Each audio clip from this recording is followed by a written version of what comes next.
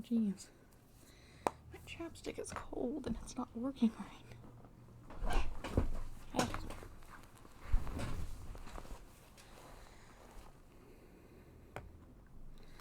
Hello, welcome back to Ace Attorney Investigations 2, Prosecutor's Gambit.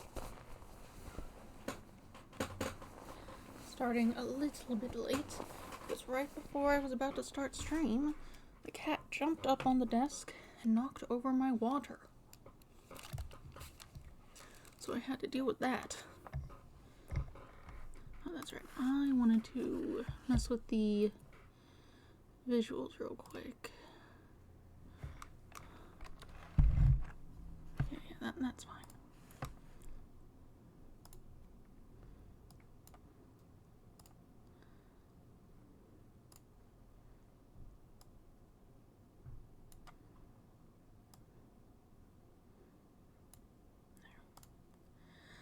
Because I was watching over the VOD for one of them, and the fact that the Ace Attorney game keeps going like transparent when it fades to black is sort of a problem. It was one thing when I just had the bricks, but now that I also have the pumpkins and tree, it's very distracting. So when I go to play the game, I'll put on the color source, and then it won't be like that. Let's see. But yes. Last time, on Wednesday, I was able to play through the entirety of that Detective Conan game. So that's up on YouTube now.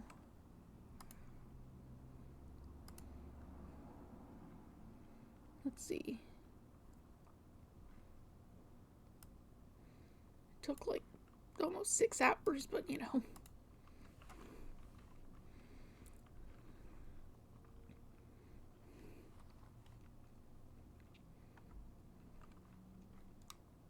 Suppose it's time to start the game.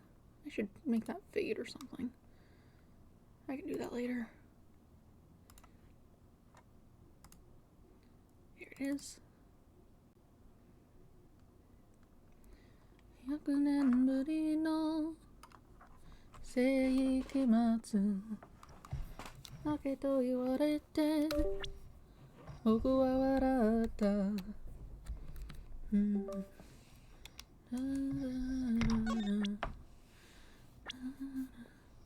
Izukata no. Ooh. Sorry, that was just very different. It surprised me.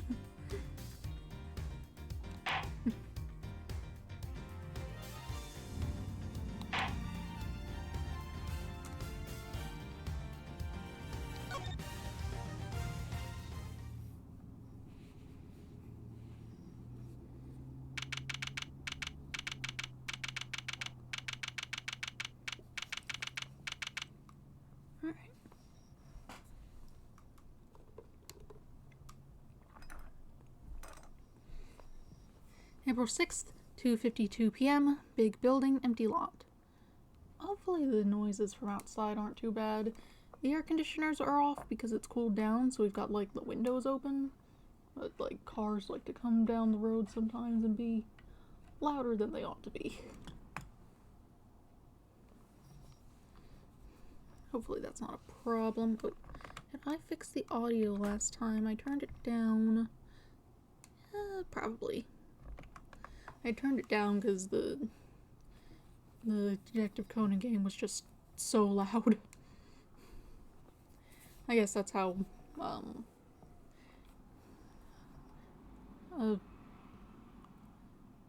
a Game Boy Color game would be.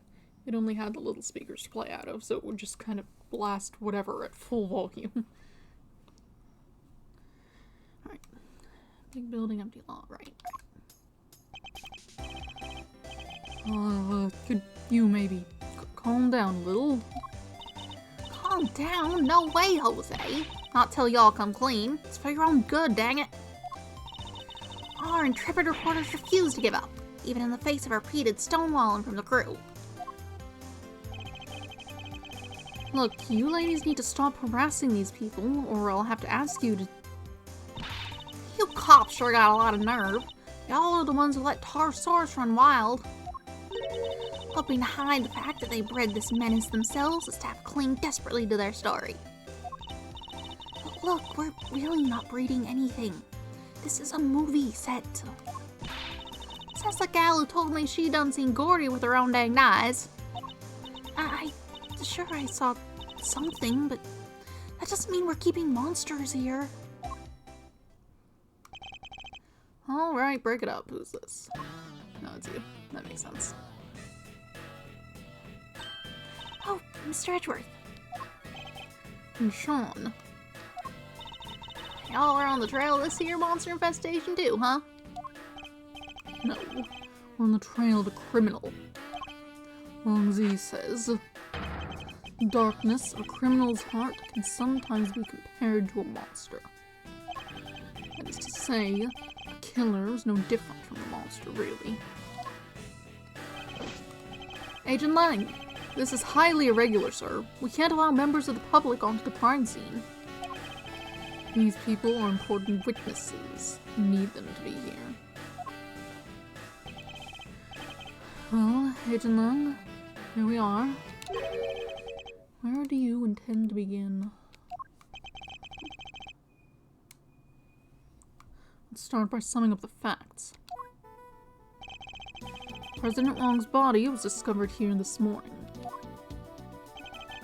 He hadn't been seen since the night before last.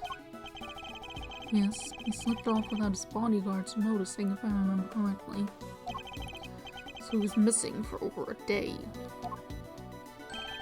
And the last person to see him alive was you, Judge Gravel, on the roof of the big building.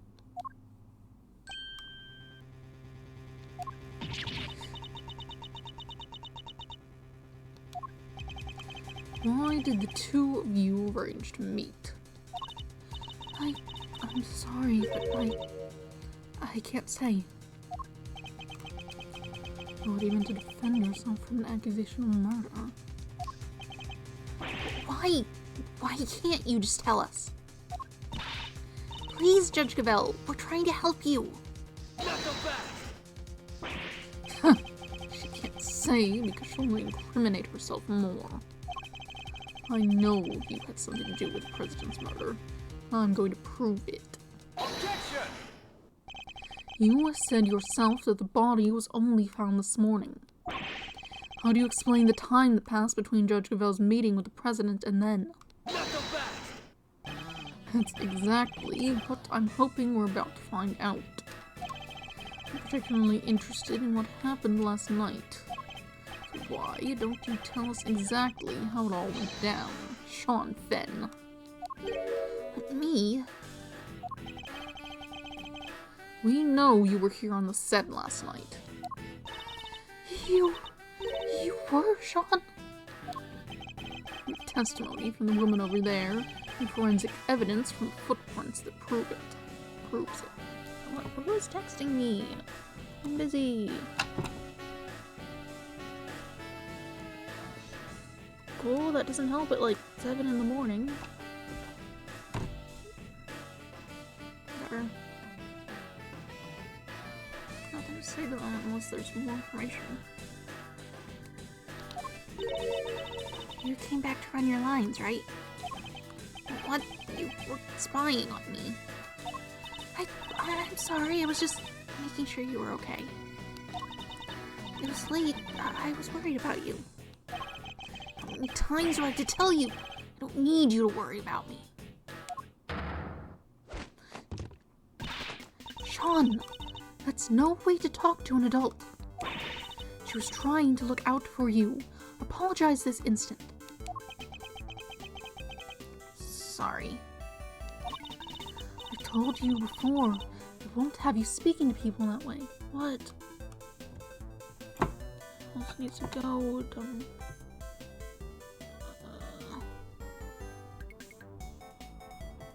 Let me just deal with this. Hold on. Texting me. You know I start this at 7.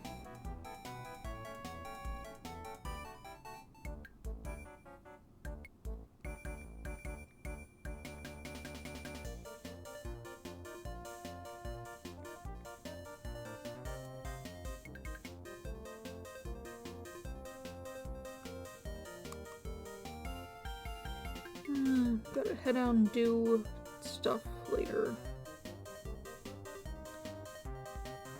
Asking if I can see about getting done a bit earlier than usual in order to facilitate doing things. It looked like last time was an outlier. I don't think it's gonna be that bad. I just thought I was at the end of the game, and I was. The end of the game just took longer than I thought. The detective comment that was. Won't have you speaking to people that way. Wow, this is a whole new Judge Gabelle. Seems she's just as strict with her son as she is with those who break the law. Are you listening to me? If I've told you once, I've told you 1,000 times. You must... Okay, I guess it's just keep going.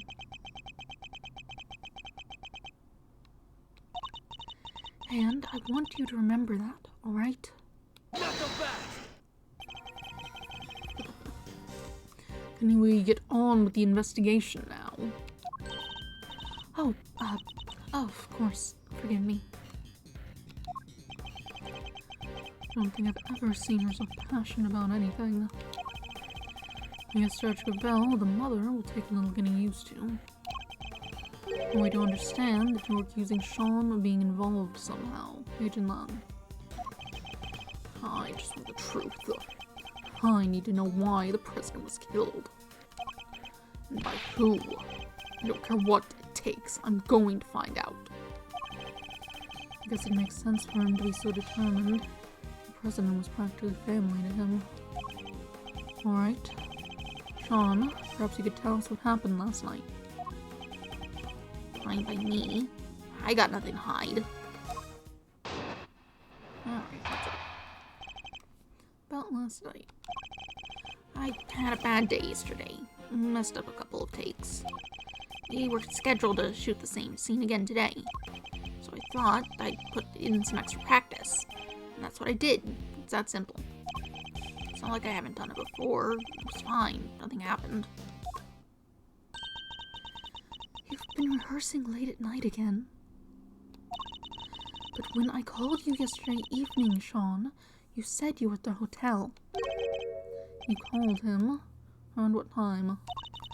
It must have been 11 p.m. or thereabouts. Texting me. Busy. If I want to wait next week. Look, I'll sort something out. Stop texting me.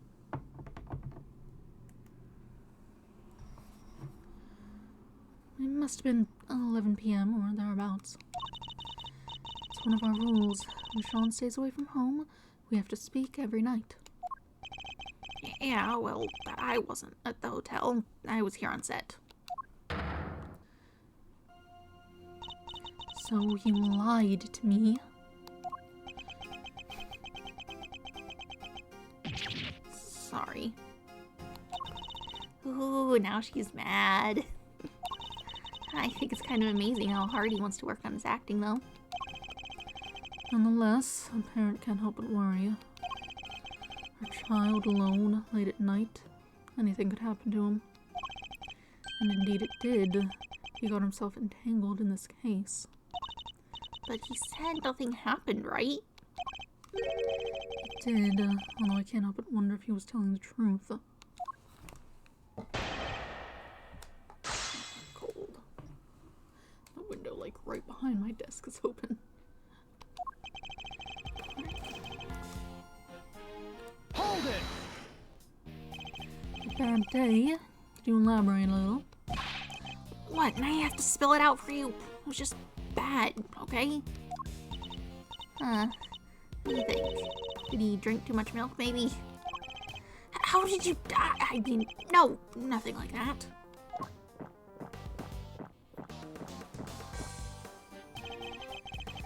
It might be more accurate to say that his stomach had a bad day. I thought milk was supposed to be good for your digestion. Not in my experience. Shut up! We're done talking about that. The point is, I messed up those takes. You were scheduled to shoot the same scene again today. Hold it! So you wanted to rehearse your lines in preparation for the reshoots? Yeah, I caused enough trouble for everybody messing things up the first time around. I wasn't about to do that again. I'm a pro. One can only admire his dedication and his sense of responsibility to his co-workers. Sean takes his work so seriously. He's a real inspiration to everybody. Even the takes he said he messed up, it wasn't like there was actually a problem. He just wanted to make them as good as they could be. He always says that even a tiny bit better is... Shut up! Why do you have to say stuff people don't need to hear? Sorry, Sean. He could maybe work on his people skills a little more. Anyway, as I was saying. So I thought I'd put in some extra practice, and that's what I did. It's that simple. Hold it! Sean, about what you just said, how many times have I made you promise? If you're going to rehearse on your own, you have to tell me. I know. Well, that little outburst rather stole my thunder. Let me ask again. About what you... I think it's pretty cool though, Sean. That's not what you said. More interruptions. It's all the hours of practice that make you the best you can be. Little by little by little. I'm saying, I went from small-time thief to average thief, and before I knew it, greatness beckoned. But now that I finally made it, I'm not about to stop doing my best. Neither should you. May I continue? Now, Sean, do you often rehearse alone? Finally, I got my question out without being interrupted. It's not like I haven't done it before. It was fine. Nothing happened. Hold it! Are you sure about that? What do you mean? Of course I'm sure. It was just a regular evening. Nothing out of the ordinary. Huh? A regular evening? How can you say that? Somebody was... Hey, he's just a child. Mustn't be too hard on him. Nothing happened. Really? Nothing to do with the case anyway. At least that's what it sounds like he wants us to believe. But wait, don't we have some evidence related to what happened last night? We do. We also don't have time to be humoring the lies of a child. Let's use what we have to point out the contradiction in his testimony. What is it? Got a few things here.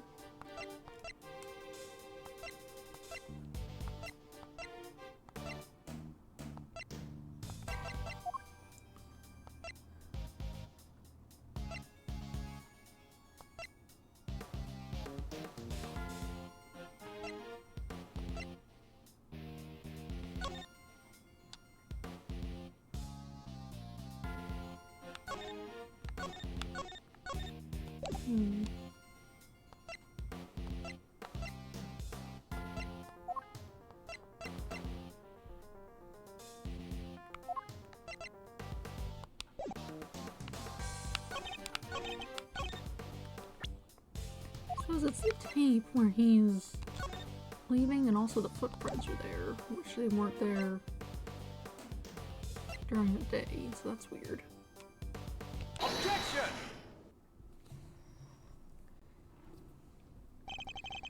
Nothing happened.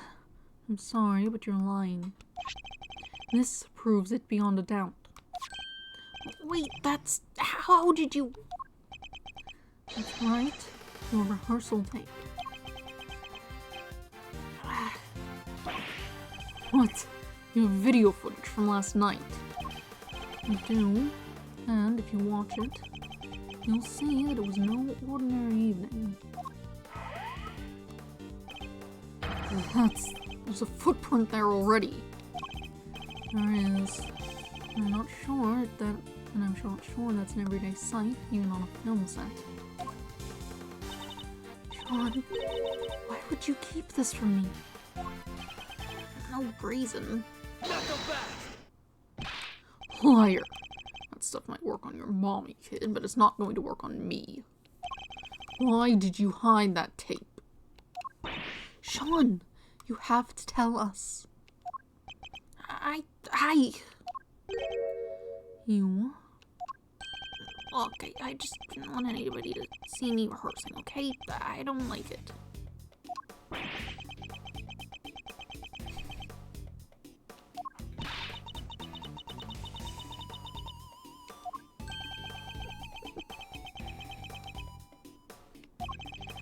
So you were embarrassed. Is that it?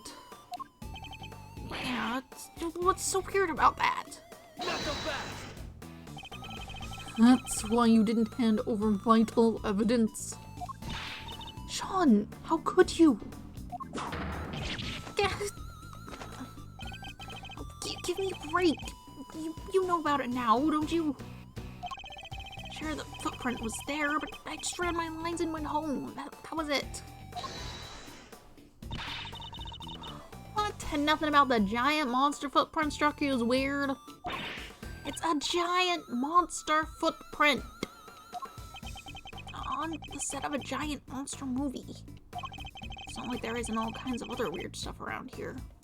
I don't buy it for a second. Chief, I'm sure there's something hinky about this kid, sure as I'm standing right here. Thanks, Skippy there is. He's hiding a scoop under them there horns, and my name ain't a lot of heart. Shut up, both of you. I'm done talking. Objection! No, you're not. What? The footprint isn't the only strange thing about last night. What other unusual occurrence happened yesterday evening?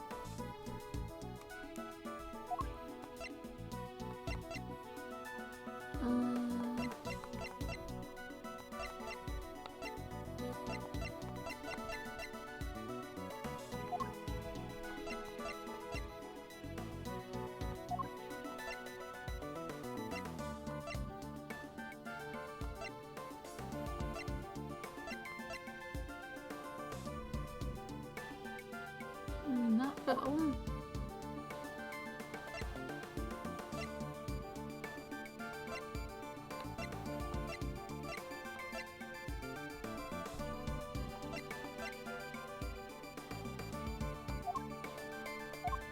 I guess that's kind of the only thing we have, huh?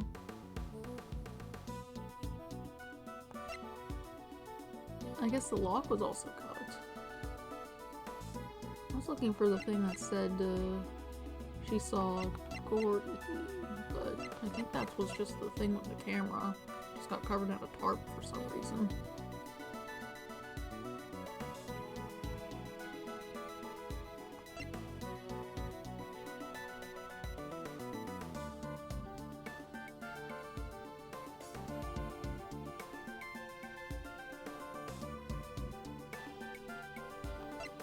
A couple things happened.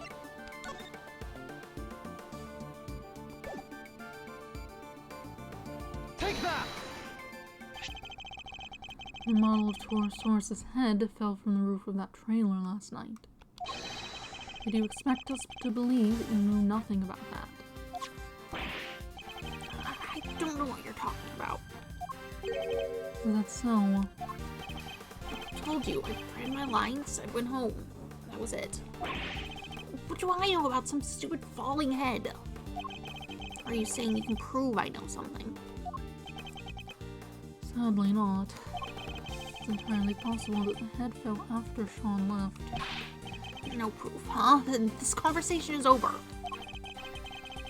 Something tells me he doesn't want to talk about last night any more than is absolutely necessary. What is he hiding? Not so fast! Hold it right there. What is it, Agent Long? So it's just I thought. Thanks, Mr. Prosecutor. This footage of yours backs up my theory nicely. What? There was something else on that tape? Yep, look closely. See the costume up in the top left. Oh, yeah, the Torosaurus suit. It's different. You see it. The zipper's open?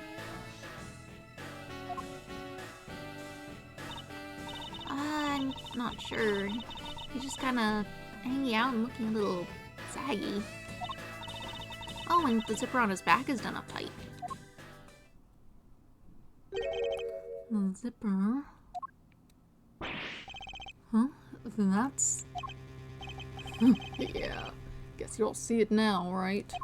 The tape, the zipper is wide open. Why? Is somebody's inside the suit. That's why. What?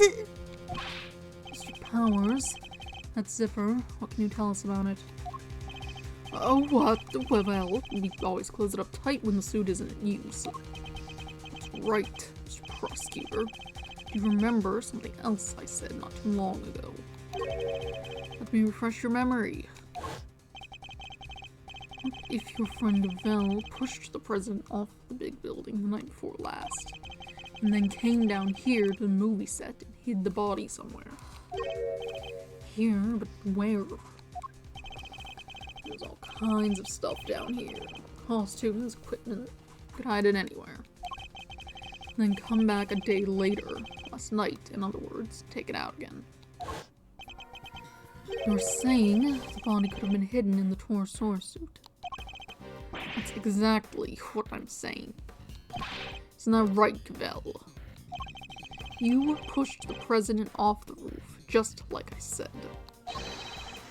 Then you hid his body inside that costume. I most certainly did not. Knuckle back! Protest all you like. I'm not going to believe you. You're the only person that could have done this. Objection! I thought we already proved that would have been impossible. The movie set was locked at the time. There's no way Judge Cavell would have been able to get in here. Knuckle back! What if she had an accomplice? What? Got a little theory for you. I think you're going to like it. Alright, saying the kid unlocked it. Little mother and child murderers. If Sean was waiting down here when Cavell pushed the president off the roof. If the two of them were working together, the problem with the lock goes away. They then work to hide the body together too. By dragging it over to the Torosaurus suit and stuffing it inside. You think the murder was really that carefully planned? It was the assassination of a world leader. It could only have been carefully planned. Overruled! To suggest that Sean could have been involved in this, it's unthinkable. Knuckle back! You're my prime suspect. What makes you think I'm going to listen to a word you say? What about motive? What reason would either of them have to kill President Wong? Who knows? But we'll find out soon enough. She was the last one to meet with him, and she won't tell us why. Pretty darn suspicious. Even you have to agree with that.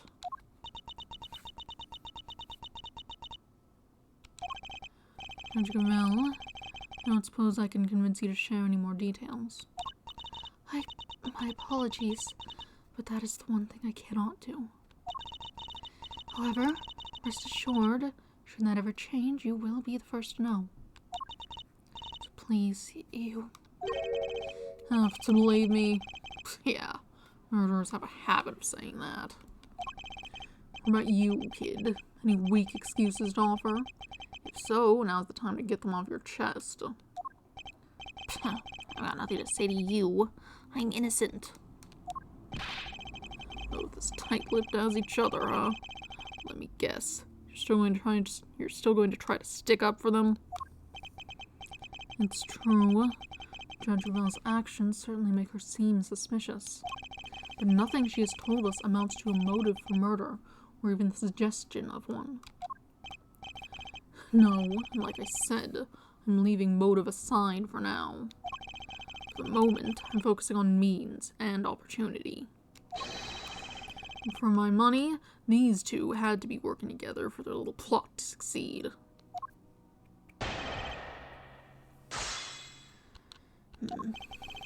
Sean was waiting down here. Hold it!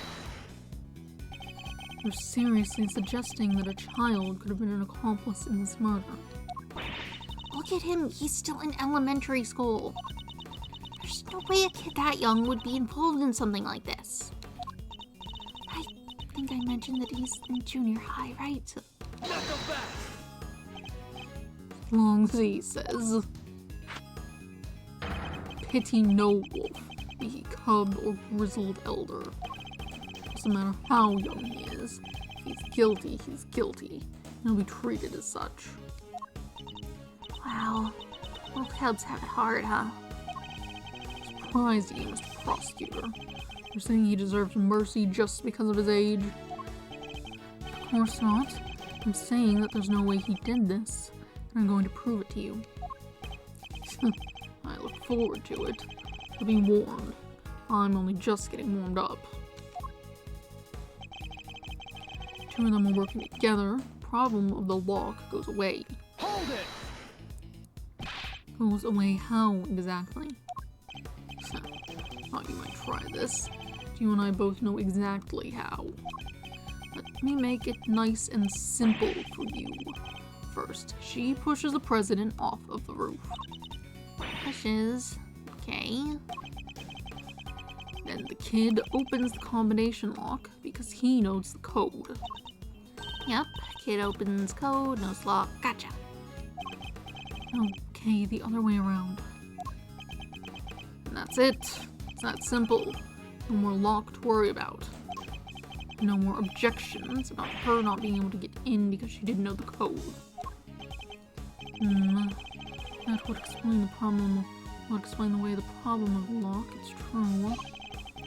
Thank you for your clear and incisive explanation. I demand. Please continue. I will. Hopefully this next part will shut you up for good. They then work to hide the body together. They then work to hide the body together too. Hold it!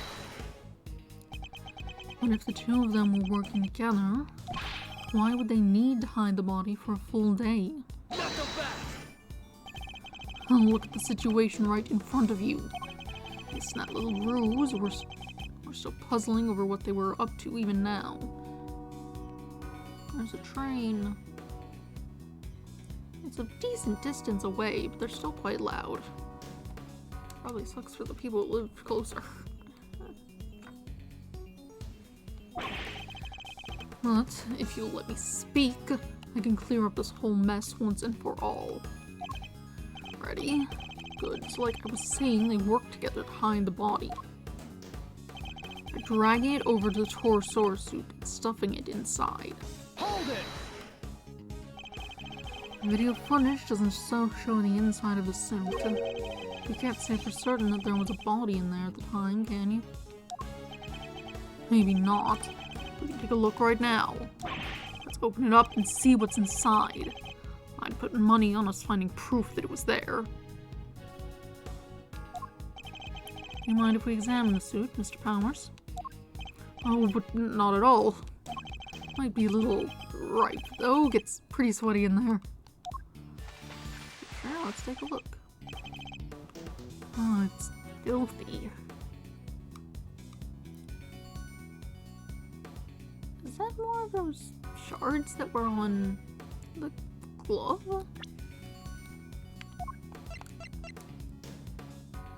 Looks like it. Same color dirt, too. Yeah, that's weird.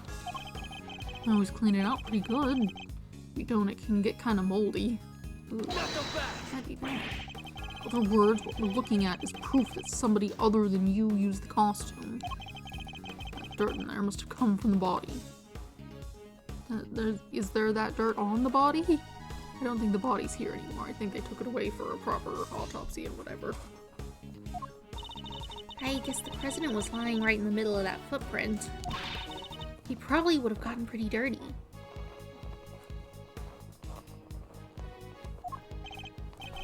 Exactly. Well, everybody happy. The inside of the suit is covered with dirt. Must be from when the body was hidden there. Hold it! If the dirt is from when the body was hidden inside the suit, we're assuming that it came directly from the body, correct? Huh, what are you even talking about? Of course we are. Where else would it have come from? It really is pretty filthy in there, huh? The dirt got everywhere. Especially around the part where the chest would have been.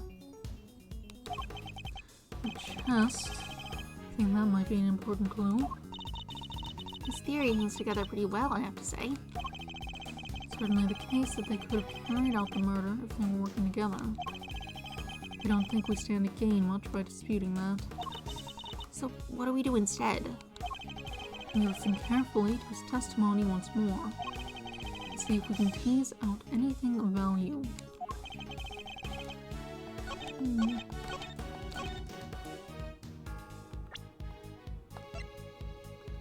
The body is not covered in dirt, though. Just a little bit of yellow. These are covered in dirt. Objection!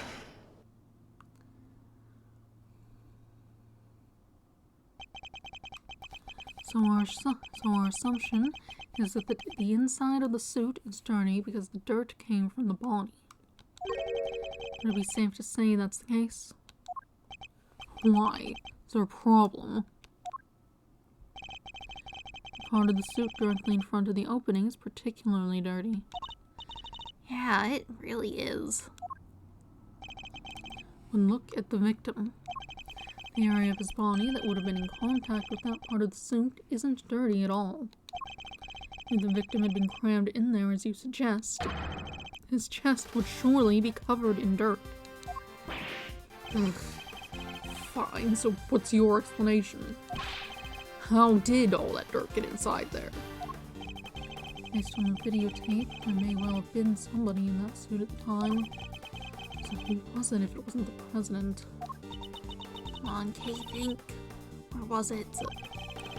Something the matter, Kay?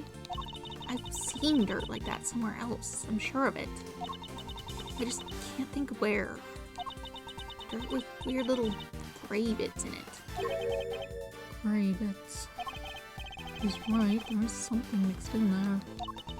It was stuck to something else we looked at. Lots of it. Stuck to something we looked at. An item of evidence, maybe? It's probably worth checking. Because one of the items we found has similar kind of dirt stuck to it. Take that! As Kay pointed out, the dirt on the suit contains small flecks of something gray. And we discovered similar flecks stuck to an item belonging to somebody we recently had dealings with. The item in question being these gloves. You're right, the dirt does look similar. So what? What are you saying this stuff is? What exactly are these gray flecks of yours? Well, maybe if we, picked one up and, looked at it, you could tell. Given the context, concrete seems like a good guess, though. I believe the gray flecks are... Surely they're flecks of concrete. Oh, like all the little broken up bits around the footprints, you mean? Exactly. Who did the gloves on which we found similar dirt and gray flecks belong to? Chairman Winner! We found them in his garage. That's right. We visited his garage at his home earlier today. And we found a pair of mechanics gloves covered in dirt. And if I recall correctly, a sledgehammer and a shovel too. Right across big. Oh, whoops, that's the wrong thing. Sure, it's functioning. Cool. Why would a pair of mechanics gloves be covered in dirt? I'll tell you why. Because somebody wore them while they used that hammer and shovel. They smashed through the concrete to the dirt below, staining the gloves with both substances. You would have needed something a little more specific to get these footprints in such a clean shape.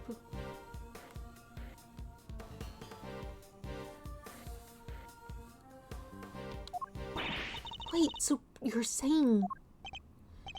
Yes, that we finally know what these footprints really are. It seems highly likely that they were dug by Chairman Winner. Knuckle fast! Highly likely. I think that's so. Tell me this. Why the heck did he make them? What purpose could they possibly serve? Why indeed. Imagine he must have been... No reason to dig anything up over here.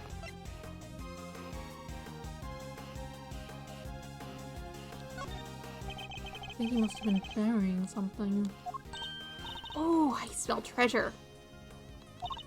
So, what was it? What did he bury?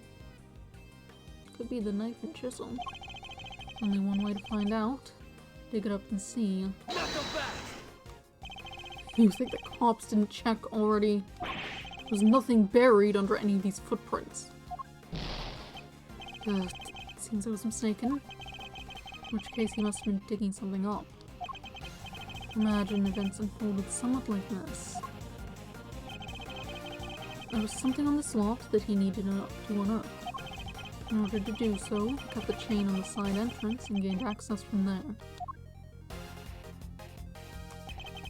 He then used a sledgehammer and shovel to dig the 3 footprints.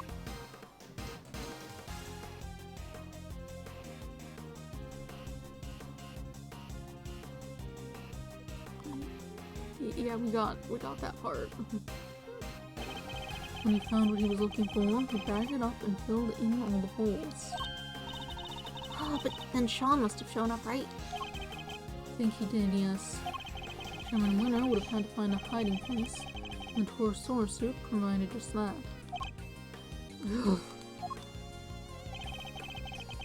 You got all that for a pair of dirty gloves. It's good.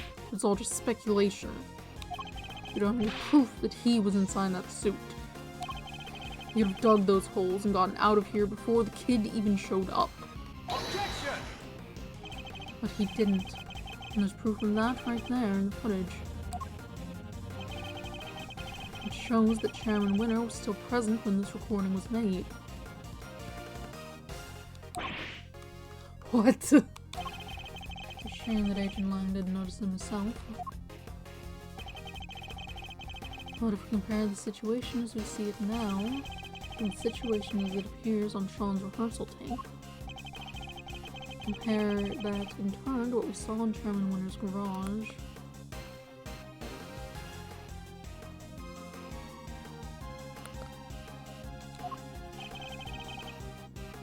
soon becomes clear that the chairman was present. That bag. Part of this image shows that Chairman Winner was still here. Bag. Take that!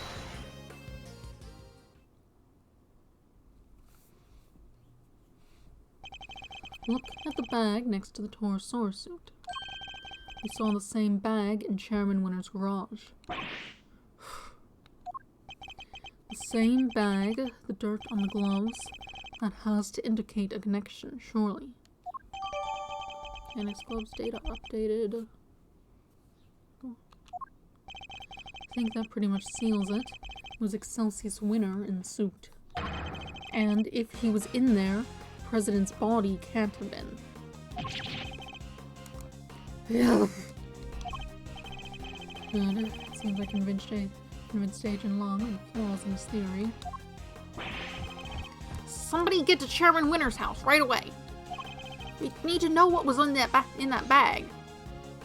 I guess you do have a smaller coat under that big coat. Never noticed that.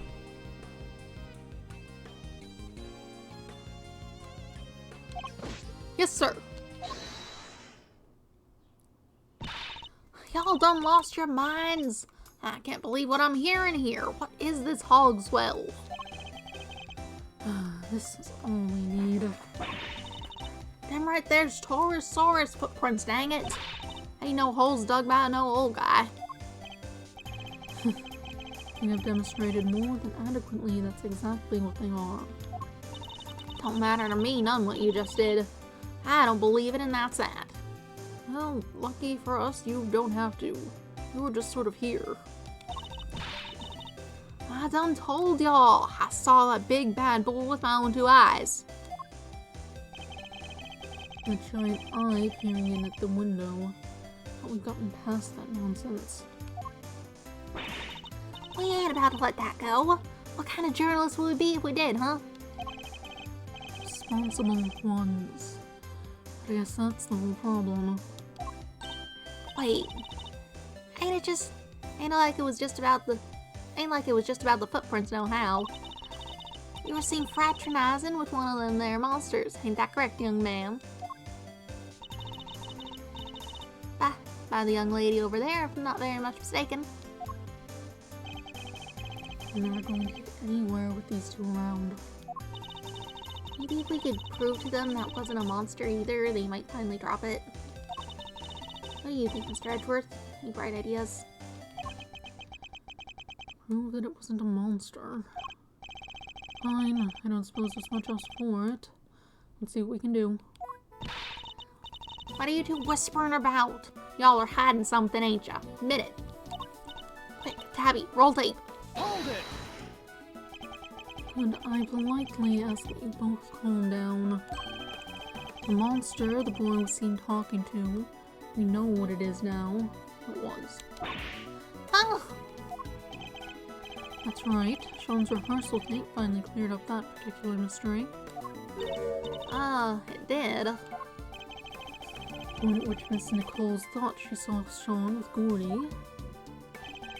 That would have been right when he was making his rehearsal tape. I think she mistook a certain object for the legendary creature of that link. Your so-called monster is right here in this picture. Huh? I don't see no Gordy. That ain't nothing but a dumb snapshot. You're talking to a pro here. Can't fool me with no trick photography. What was Mr. Cole's Gordy, really? This thing. Take that!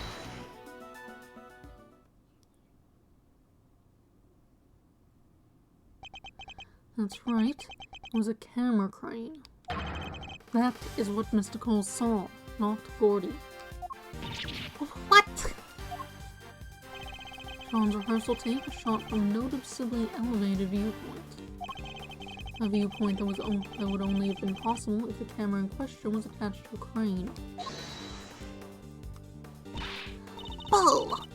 How the heck would she make a mistake like that, huh? Objection! No, indeed. Mr. Coles, Yes. you told us that you think you might need new glasses, didn't you? Yeah, my eyesight got way worse all of a sudden. I can imagine that when you thought you saw Gordy, he was quite heavily shrouded in darkness. That's right. I only really saw a silhouette. But you done told us. Skin like an enormous worm, you said. Y'all about to try and tell us your precious cream up and grew skin somehow? I ain't even no flesh on them there metal bones, let alone skin. You're entirely correct, of course. About the crane as it was in this particular picture, anyway. But it did have skin of a sort last night. I knew you were a scoop hater, but this is plumb crazy. You want Talia me to starve? Is that it? That wasn't my intent at all. But I do think it's time I finally put them both out of their misery. You can just... Gordy's skin is right there here in front of us. It wasn't skin at all, it was this. Take that! Miss Nichols told us that it seemed likely to rain last night. It never happened in the end. And I think Sean may have covered the crane with rainproof sheeting nonetheless. And that, my intrepid young reporters, is what Miss Nichols mistook for Gordy's skin. What? What? Why do you have a bear trap? Oh, heck. Well, Sean, am I mistaken? You see everything, don't you? Gotta say, you're pretty amazing. I'm sorry, Miss Hart, but Miss Nichols' monster was no such thing. Simply a trick of the light. Just like that, the dream dies. Again. Chief! I think that may have finally shut them up. I thought the kid was holding out on us. But it seems I could have maybe been a little wrong. Maybe. Right, we know what the so-called monster was now. Everybody happy? Everybody except these two. Edge and Lung! Oh, that's some information. President's autopsy report is out, sir. Very useful. It is. Let me see it. Death was due to full body contusions and bone breakages caused by extreme pressure from above. So we have our cause of death. It was crushed. That's not, in fact, falling off a building. I imagine those would come out similarly, but different, I suppose. Just as we thought. Cause of death crushing, time of death April 5th, approximately 11 p.m. Test results still haven't come back from the yellow substance found on his chest. They did find gunshot residue on his right hand. So he shot a gun. Interesting. Gunshot residue? Guess he was a kid at heart, huh? Gunshot residue, okay. There's a substance left behind when a firearm is discharged. Its presence indicates that the president may have used a gun. Really? But we didn't find a gun anywhere, did we? Indeed not. Which makes the residue something of a riddle. We'll need to read that report carefully. Well, Agent Long, there's one thing up at least. Read the report carefully, you say. Detected on the right hand, yellow substance still undergoing analysis. Okay, that's not new information. Just on the right hand. Well, Agent Long, that clears one thing up at least. The president didn't die from a fall, which means he wasn't pushed from the roof of the big building. He was crushed by the falling Torosaurus head, just as we said he was. Yes, I have to accept that now. Fine, you were right. Amazing! So does that mean Judge Gavelle isn't a suspect anymore either? Surely it must, with the cause and the time of death ruled her out. She met with the president the night before last. The autopsy report puts the time of death at around 11 p.m. last night. And we know that the Torosaurus head fell around then too. Facts all line up perfectly. Phew, what a relief. Sorry, might be a little too soon to celebrate. What? Sure, I think we can accept the falling head must have been what killed the president. That begs the question of what could have caused it to fall. Or who? We know that it happened late last night, so we have to think about who was here at that time. There's a fly. I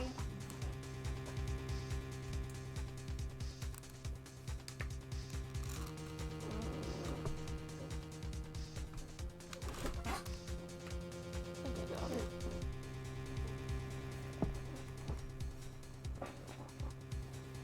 Who was here at the time? Overruled. What are you getting at exactly? You can't mean... I'm afraid I do. You did, didn't you? Sean! Why would he do that?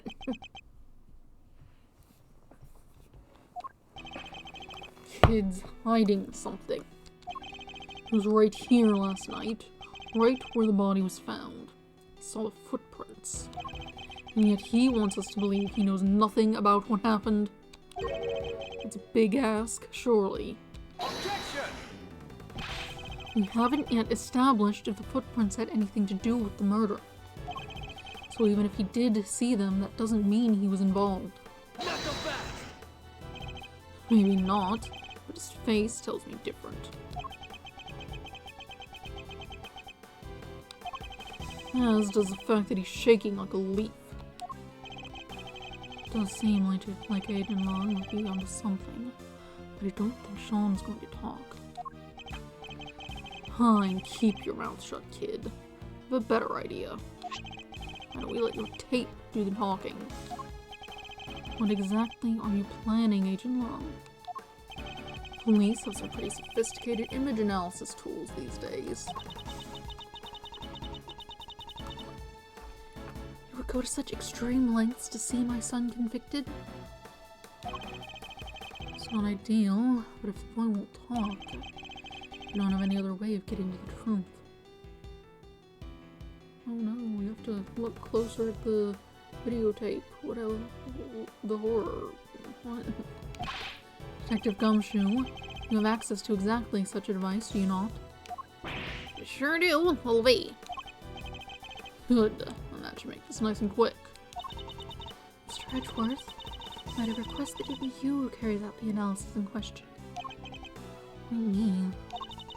I fear that Agent Long might be inclined to believe the worst. Image analysis isn't exactly my specialty, but alright. There are new clues to be discovered somewhere in the imaging, I wonder.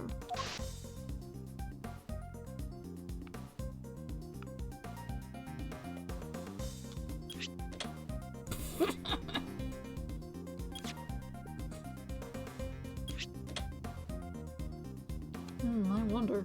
Can't see anything. No. Eureka! What the?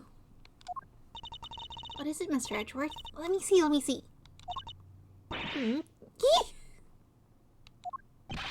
What is it? What's the matter? Show me. Mr. Edgeworth, the court asks that you share your findings. Zoom in on the top right part of the image and look closely. That's... there's a person there. It's... the president! Oh my! What? You're kidding, right? Well, I'd say that's pretty decisive from you. This doesn't look good for Sean at all. Wait, this doesn't prove anything. I didn't know he was there. I don't believe you. The image does in fact prove something very important. You and the president were here at the scene of the crime together. Admit it, kid. You murdered President Wong. Why would a 13-year-old want to do that? No, that's ridiculous. Why would he? Sean, you didn't. You can't have. Can you? What do we do, Mr. Edgeworth? It's hard to push back against footage like that. Surely even you can't deny this looks pretty bad for the kid, Mr. Prosecutor. He claimed he knew nothing about what happened. The president is right there with him.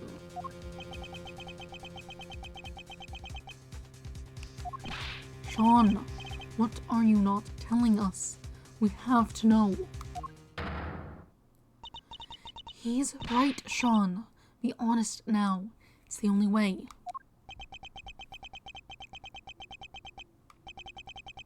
The truth is, it was all my fault. Sean, what did you do? It was my fault the Torosaurus head fell off the trailer. What happened while I was rehearsing? I went up on the roof of the trailer to prep the kit I was using, and I turned on the heater while I was there. I must have left it burning when I came back down to run my lines. And my mom called, and I left the set to go talk to her. When I came back after the call, the Torosaurus head had fallen from the roof, and the president was just there, lying next to it. No! Did you find evidence of a fire having broken out up on the roof? It was just a tiny one, so I put it out myself. So we're saying that the president died because of Sean? If he did, that would make this whole thing just an accident. What did you do with the head after you found it on the ground? I took it apart, carried the pieces up to the roof, and put it back together again. Not so fast! We're saying you put out the fire and moved the head back to where it fell from. In other words, you tried to cover your tracks. A real piece of work, kid. He definitely had to put out the fire. The fire was a problem. I don't think that part is covering your tracks. I think that's preventing more problems. It's not like I did any of this on purpose. I really did just forget to turn the heater off. Yes, and when the fire had burned through the legs, the table would have collapsed, and the head Would have fallen down onto the ground below. Right. The fire caused the head to fall. Indeed. I also happen to have an idea about how the fire may have started. Those cans of paint thinner by the heater are pretty flammable. Not a great place to keep them. Not so fast! And you swear it was an accident. Seems a little convenient. What was the president even doing here in the first place? How the heck am I supposed to know? I didn't see anybody, I swear. Still don't believe you. Why would President Wong come to a place like this in the middle of the night? His reasons for coming here are something of a mystery, it's true. He met Judge Gravel up on the roof 2 nights ago. But he was also here on the movie set last night. Did he come to meet Sean? I think we'll need to go over the boy's statement very carefully indeed. I went up on the roof of the trailer to prep the kit I was using, and I turned on the heater while I was there. Hold it! You were a fit and hearty young man, Sean. It's spring now. Surely you didn't really need to fire up that stove. Overruled! He is a fit and hearty young man who needs to look after himself. Objection! Really, Your Honor. He resorts to such measures even during warm weather. Seriously? You two are going to argue over something like that right now? He's right, of course. You've made your point, Sean. I've told you before to watch how you talk to people. He was criticizing you as much as he was me, Your Honor. Yes, Mom. Anyway, where was I? I must have left it burning when I came back down to run my lines. Hold it! You left it burning. You didn't think to check before you came back down to the lot.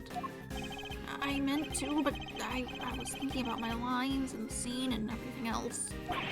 It's not my fault, I forgot. Everybody forgets stuff. I sure do. So much stuff. I leave the air conditioner on in Mr. Edgeworth's office, and the lights. I forget that he told me to never jump off the ladder on his bookshelves to make prank calls. One thing I would never ever forget is to turn off an unattended heater.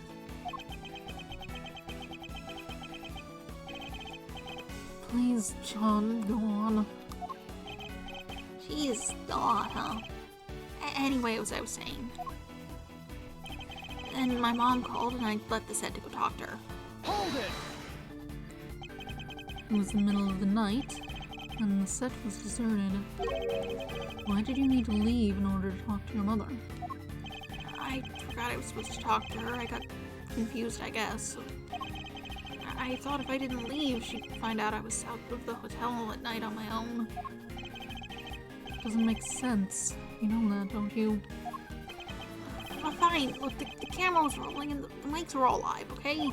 I didn't want our conversation on that tape where anybody could hear it. He was embarrassed about being recorded speaking on the phone to his mother. So I ditched the rehearsal and ran off set as quickly as I could. When I came back after the call... Hold it! You pretended to your mother that you were back at the hotel during the call, correct? How come you couldn't tell her that you were coming back to the set to practice your lines? Because she'd have phoned the hotel and asked them to send a car to get me or something. Overruled. Of course I would have. A child your age shouldn't be out on his own late at night. Anything could happen to you. Children really can't seem to see things from their parents' perspectives, can they? It's true the other way around too, you know, Mr. Edgeworth. Right, Sean, can you tell us what happened when you came back after speaking to your mother? Sure. So I came back and the Torosaur said it fallen from the roof and... Hold it! Were there any signs that it was about to fall before you left? I don't remember. I was concentrating on my lines. Or a fire had broken out on the roof because of the heater you forgot to turn off? Did you really hear nothing the entire time? No, I had my headphones on. Why? I was playing the soundtrack to the movie to help me concentrate. And I was playing it loud. So, yeah, I definitely didn't hear anything. Except for the sound of your phone ringing when Judge Gavin called you. That'd be a lot closer, plus they usually vibrate. You know that cell phones vibrate these days, right? Anyway. The president was just there, lying next to it. Hold it! Did you notice anything unusual about the body? I don't know. It was dark.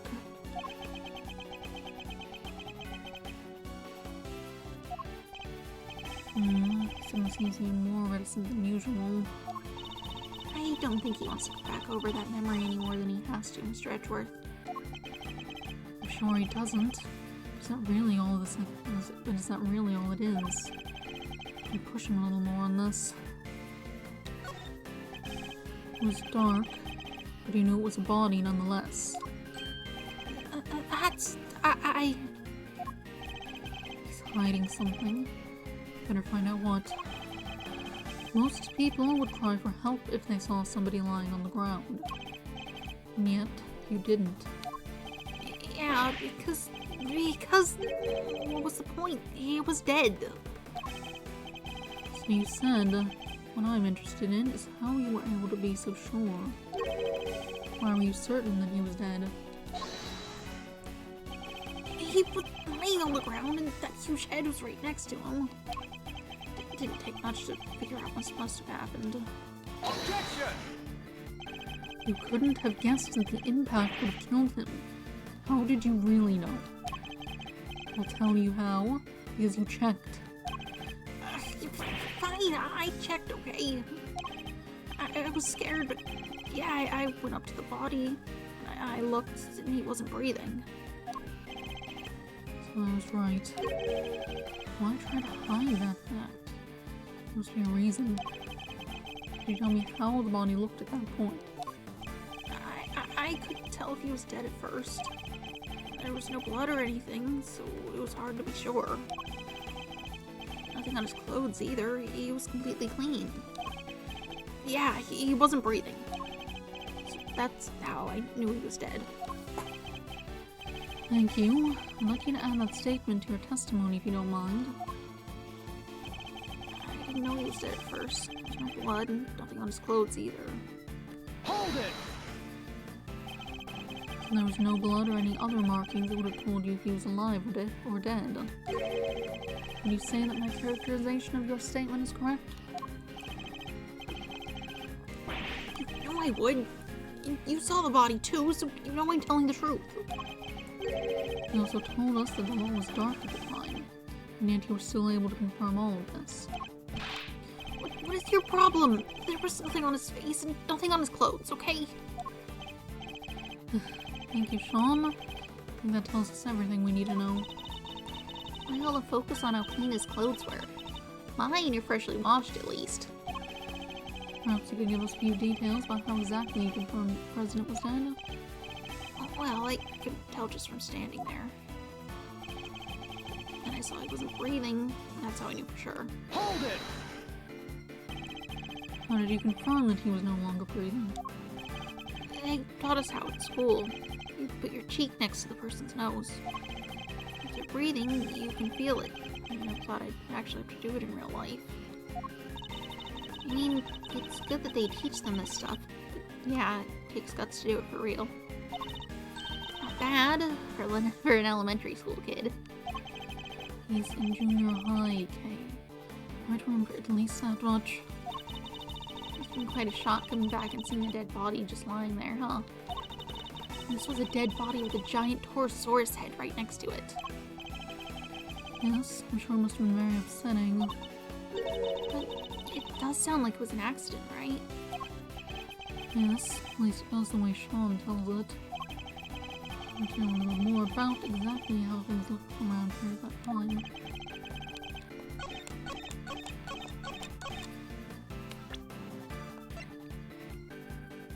Objection! Nothing on his clothes.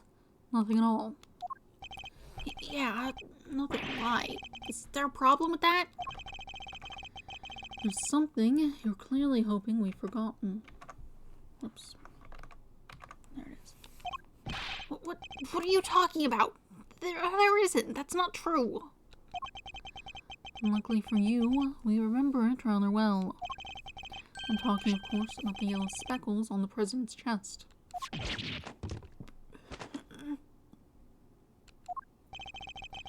You studiously avoided mentioning them throughout your testimony.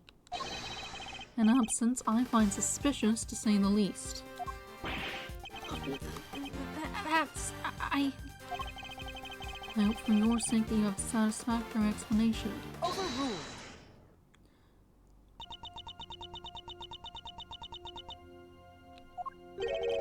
Javel. Allow me to explain. But the yellow residue on the president's chest, I imagine it was from a bouquet of flowers. Lion lilies, to be precise. Lion lilies. 2 nights ago, when I met the president on the roof of the big building, I presented him with a bouquet. They're a type of lily with large yellow petals. Imagine that the substance on President Wong's chest was pollen from those flowers. Oh, but they're not there in the printout from the security camera. Only because the president is in the way. But why give him flowers? That is not something I'm at liberty to divulge. Not so fast! What? More secrets? You serious? First you wouldn't tell us why you met with him. Now you can't even tell us about the flowers.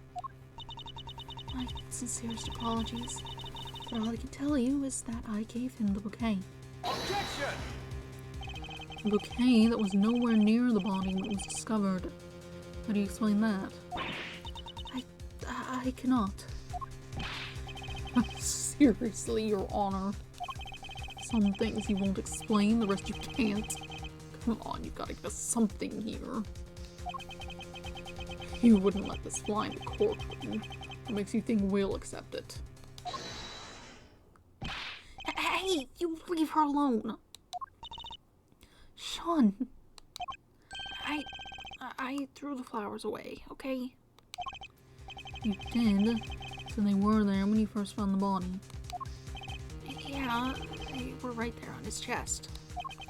And they were squashed completely flat. Oh, I guess that makes sense, right? They would have gotten crushed along with the president. And the pollen would have been smeared across his jacket front. It does explain things rather neatly. But why remove the bouquet and dispose of it?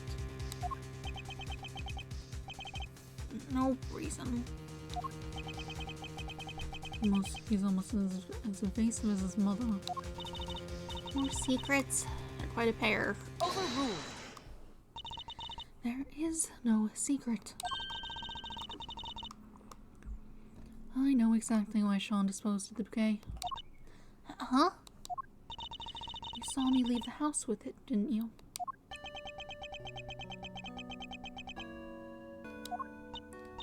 Oh, I get it. When you saw the flowers on the president's body, you remembered seeing your mom with them. You felt the need to prevent her from coming under suspicion. No, you got it all wrong. It's his least convincing lie yet. From the top. Sure. Only just identifying the yellow. I often decorate our home with lion lilies. I imagine that's why he remembered. Not the best. So the flowers his mother was carrying showed up on the president's body. Because of that, he got rid of the bouquet and kept quiet about having discovered the corpse. That ties everything up nicely, doesn't it? A little too nicely for my tastes. Why? What's wrong with Dice? Guess you forgot, huh? Kid also told us he was responsible for the head falling in the first place. Yeah, he did, but... So he's still our only suspect. Objection! Finger of suspicion still seems to be pointing firmly in Sean's direction. However, wait. I can think of a far more likely culprit than the boy. What? Who? The person who was holding Sean captive in home only a short while ago. That's right, we had to rescue him from a warehouse refrigeration unit down by the harbor. Refrigeration unit in a depot? Yeah. Luckily, it wasn't switched on. Poor kid might have frozen into a popsicle otherwise. He was doing his best to call out for help, which is how we found him. The sedatives had worn off by then, so he was wide awake and plenty loud. Sedatives? Isn't that what you were given too? Yep, we found the bottle on the floor of the unit. It was even the same brand. 3 Z's. Apparently it's super strong.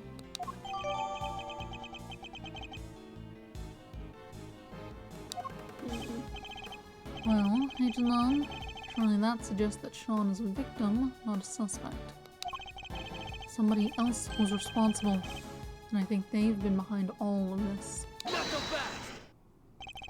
Oh yeah? The secret mastermind of yours was here last night, too. That I can't yet say. It's not like you to be so vague, Mr. Prosecutor. Sadly, we just don't have anything to tie our mysterious kidnapper to the murder of the president. So is there anybody else? Somebody other than Sean who could have committed the murder?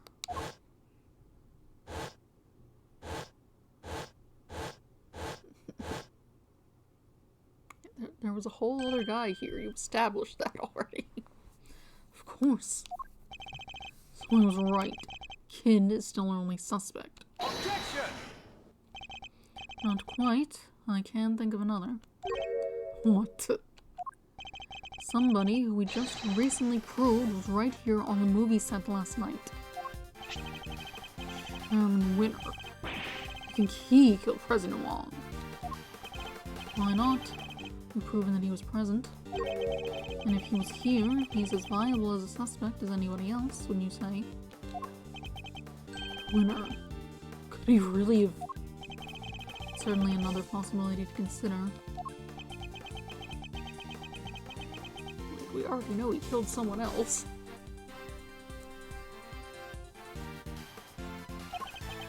"12 years ago, he was... number again. Look, a lot happened, okay? That was all 12 years ago or more. My father and the president being friends, our family being the one who kept it safe. Like the long from 12 years ago. Yep. Good to see you that you're finally about to pay for your crimes. But it did take a while for you to get what was coming to you. Agent Long, what happened 12 years ago? It's nothing to do with you.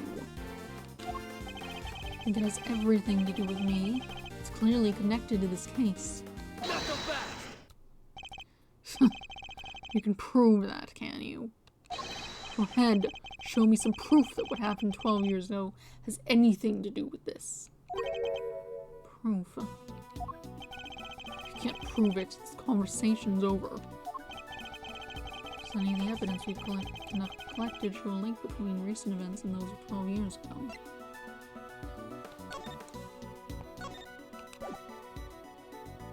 Take that!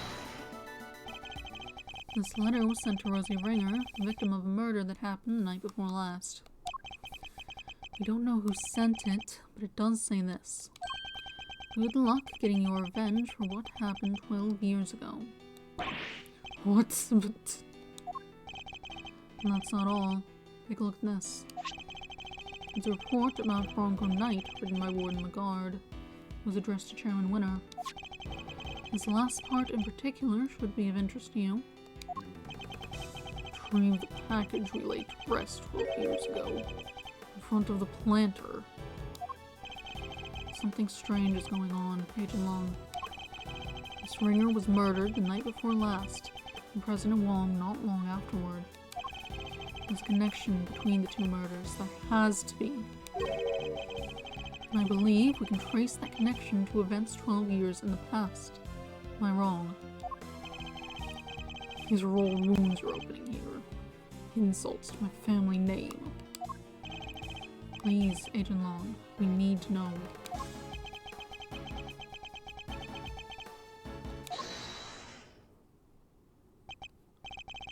Who on earth was that? Shifu! Huh? What are you all doing here? We came to find you, sir. We heard you were looking into the incident from 12 years ago. Idiots! I'm not your boss anymore. Get back to your duties right now. We can't do that, sir. What? You're disobeying a direct order. Please, sir, I'm begging you. We all are. You have to reopen the investigation into this SS5 incident. We know you can't let it go until you figured out what happened, and we can't either.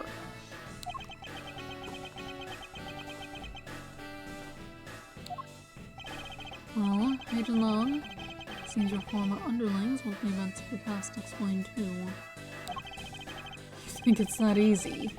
Think you could solve the case just like that? I think we can, together. Well, alright then. Offer accepted. Yes, Shifu! Nice!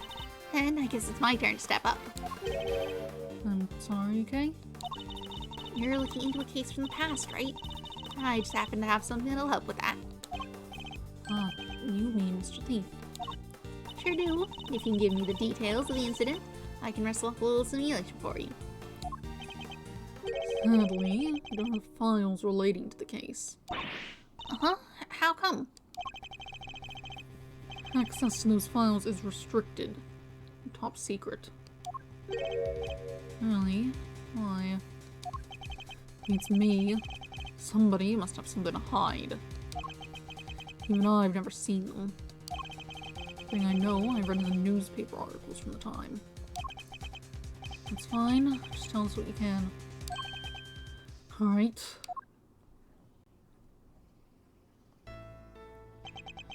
The SS5 incident happened on a winter's day 12 years ago. February 10th, to be precise. Your police received a call directly from the kidnapper. I've got the president of Zheng Fa. So he was kidnapped. Yeah. SS5 is the official designation of the president's kidnapping case. The kidnapper wanted $100 million. $100 billion? How much money even is that? More than you can imagine, it seems. The last person to see the president that night was my father. We were together at the embassy of Zheng Fa until midnight on the 10th. Nobody knows what happened with the president after that until he was kidnapped. Our government did everything they could to scrape together the money. They were desperate to save him. And in the end, they succeeded. The money was handed over, the president came home safely. So, President Wong was head honcho even back then. Wow, go Mr. President. Only the time he stayed in power isn't even close to the most impressive thing about him. Agent Long was clearly very fond of President Wong. I assume the kidnapping was thoroughly investigated. It was. The investigation was top secret, as was the trial. So a suspect was arrested. Yeah, none other than our friend Fifi Lagarde. What? Is that why you visited the prison? It is. I was put on what you might call extended leave from Interpol. I thought I'd use the time to look into what happened 12 years back. I wanted to see who I was dealing with. She was found not guilty then, wasn't she? Yeah. My father was in charge of the president's security at the time. They held him responsible for the kidnapping, stripped him of his duties as presidential bodyguard. He stayed on the force, though, and he worked the case alone, until eventually he found a suspect. Lagarde. If he thought she did it, there was no way she was innocent. They declared her not guilty. The case went cold. My father couldn't take it. He was broken mentally and physically. Finally, he quit the force altogether. So he had solid grounds to suspect Warden Lagarde. He must have had evidence. He wouldn't have charged her otherwise. But I've never been able to see the materials from the case. Sorry, but that's all I know. What do we do, Mr. Edgeworth? This is useful information, but I don't think it's enough for Little Leafy to recreate the scene. There's really nothing we can do.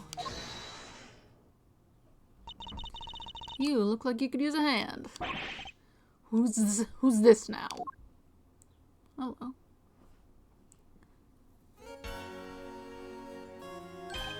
Franziska. And Mr. Fender.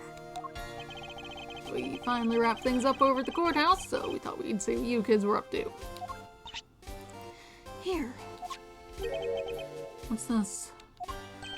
It says SS5 Incident Investigation Report. 12-year-old incident in which President Wong was kidnapped and the sole witness was murdered.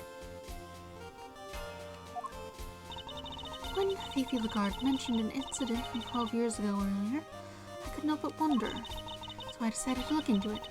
This was what Interpol provided. Nice work, Franziska. Don't get the wrong idea, Miles Edgeworth. You're no longer a prosecutor. I didn't do this for you.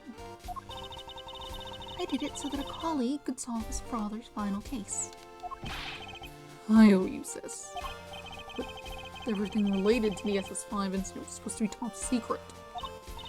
Yes, but that classification was applied by the prosecutor in charge of the case, Excelsius Winter. He was the prosecutor in charge. Him again. Don't worry.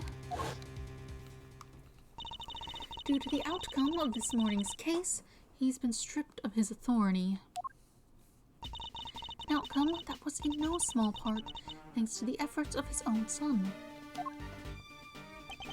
Eustace.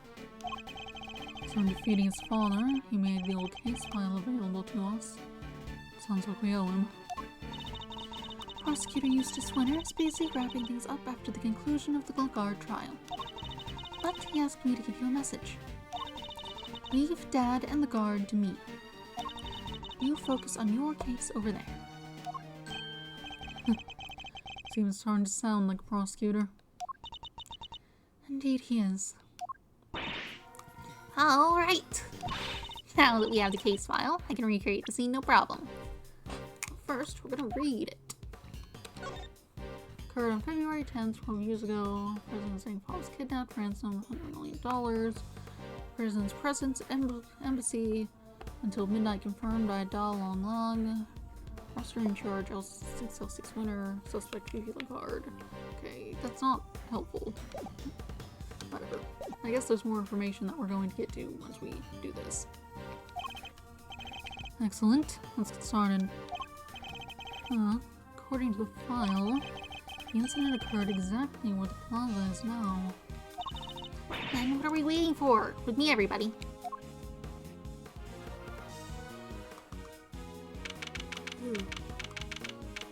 April 6th, 3:25 p.m. Big building, plaza. Alright, okay. You can set Mr. Thief in motion. Sure. Looks like there's more than enough here to work with. Where do you want to start? Good question. Let's see. Seems there was an eyewitness. Freelance journalist by the name of Alf Aldown. Apparently, he was killed by the culprit for witnessing the kidnapping. So this is where he saw it all happen, huh? Here? As in the big building? No, construction of the big building only began a year ago. Before that, it had been a piece of abandoned property. And before that... now we're getting the stuff I know. 12 years ago, this place would have been a happy family home. Some sort of orphanage? Like for retired people? No, it was a place for children without parents. An orphanage, in other words. The president was kidnapped from an orphanage. Yeah, and the place was run by Fifi Lagarde. She called it her happy little home. As the proprietor of the institution, I suppose it's understandable that she came under suspicion. President Long, Celsius winner, and Warden Lagarde. Surely the SS5 incident must be related to our current case. Okay, you enter the data relating to the murder of Mr. Aldown. Seems sensible to assume he was killed by whoever kidnapped the president. So if we solve the murder, we solve the kidnapping. Nice. Alright, we're counting on you.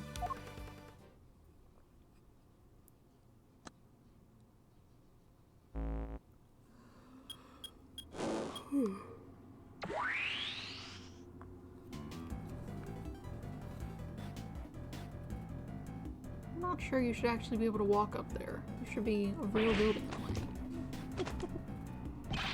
Oh, what the heck is this? When did I grow to become so blasé about people's reactions to Mr. Thief? What we're seeing here is the front yard of the orphanage as it was 12 years ago. At least, as far as the police reports describe it. Yeah, this is how it looked when they started investigating at 7 a.m. the morning after the murder. And it seems it had been snowing. Yeah, from what I heard, the footprints wound up being pretty important evidence. Snow fell in the daytime the previous day. In other words, before the incident occurred. Meaning that none of the relevant footprints would have been obscured by new snow. I think we need to pay these footprints some special attention. Alright. So let's talk to everyone. Hello.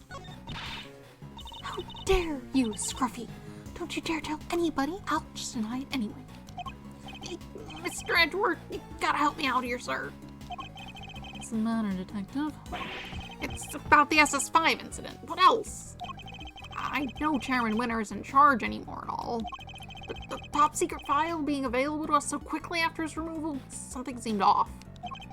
So that got me to thinking, and I put in a call, and they told me that, well, that Miss Von Karma went to some pretty extreme lengths to get that file released. Curse you, Scruffy. I deny everything. Sounds like you went to a lot of trouble for our sake, Francisco.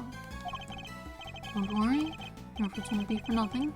I'll solve this case. You'll see. Okay, you're part of the same conversation, fair enough. So you probably are too. Boy, howdy, is this ever a scoop? Whole world's gone green. Must be an outbreak of something. I'm seeing green trees, green people, green clothes, everything.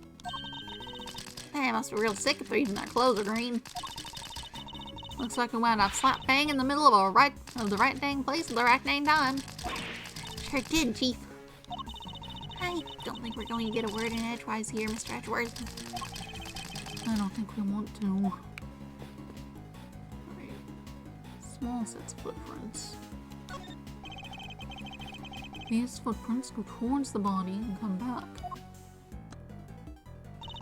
According to the case file, they're thought to be the killers. They're small. They're about a size 9. Pretty average, in other words. It seems the police weren't able to track down who the murderer was from them, though. These footprints stopped by the body. I guess that means they belong to Mr. Alldown, right? His feet were pretty big. What's that, about a size 12? According to the file, they were the same size as his shoes. It's a match. Let's look at the body. Off, all down. Elf, all down. The man who kidnapped, the man who witnessed the president's kidnapping. What exactly did he see? I based this part of the recreation on one of the crime scene photos. Seems he suffered a blow to the back of the head. Which seems like a pretty obvious weapon. Yeah, from that brick right there. They figured it must have been taken from here in the yard. Looks like the blood flow from the head wound had spread over the surrounding area. Here, a gift for you. This is Mr. Alltown's autopsy report. Died around 1 a.m. February 10th. Scour the scene and inspect anything that catches my attention.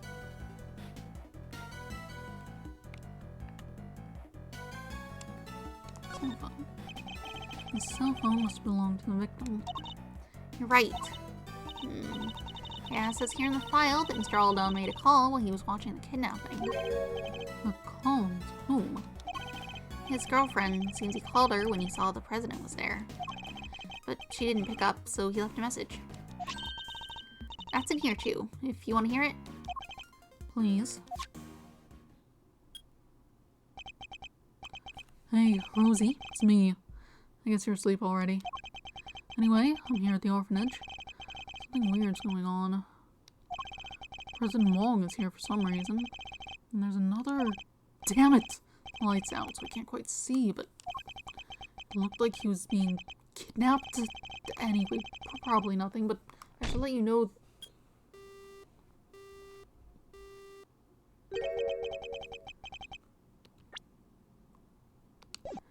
What were those sounds at the end? He must have been attacked while he was still on the phone. Agent Long, can I ask you something? Mr. Alldown's girlfriend. What was her name? Ringer. Rosie Ringer. At least that's what I heard. Just as I thought. Wait, you mean... Revenge for what happened 12 years ago. All Miss Ringer was left with were the memories and personal effects of her lover. So, seeking revenge on Chairman Winner, she made her appearance at the auction. So, she really was out for revenge on Chairman Winner, wasn't she? Perhaps it was for his suppression of the kidnapping. Or perhaps it was because she thought he was one of the kidnappers. Mr. Alldown's final call will jot it down in my organizer.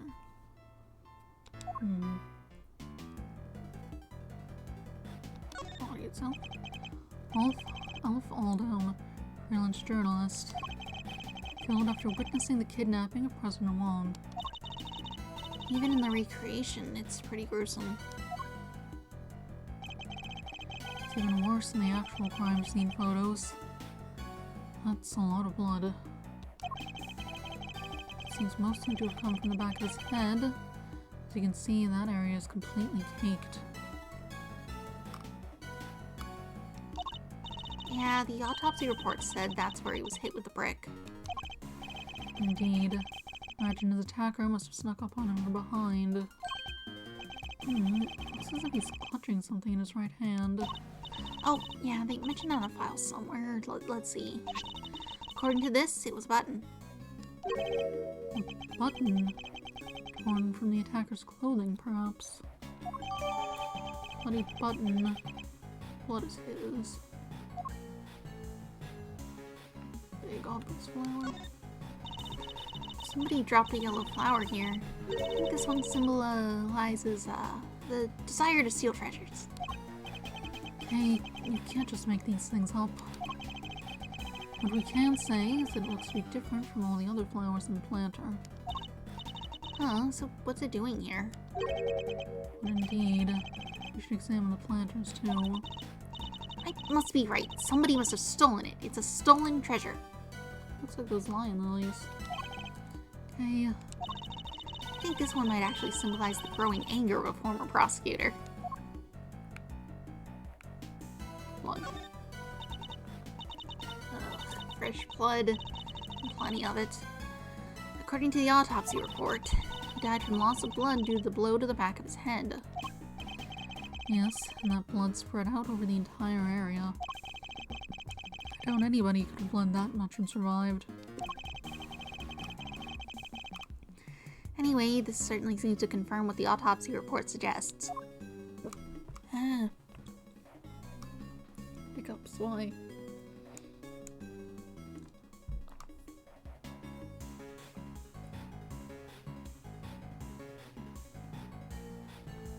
Okay. So the victim was carrying a camera. Oh, yeah. According to the file, they recovered a picture. Yeah, here we are. Oh, yeah, that's pretty good. That's... Is it weird? Okay, so the button came from the snowman. Odd.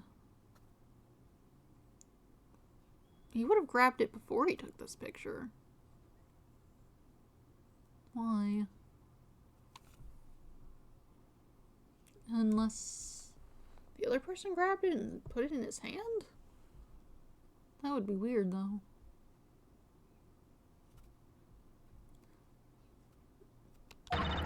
It's the president, right?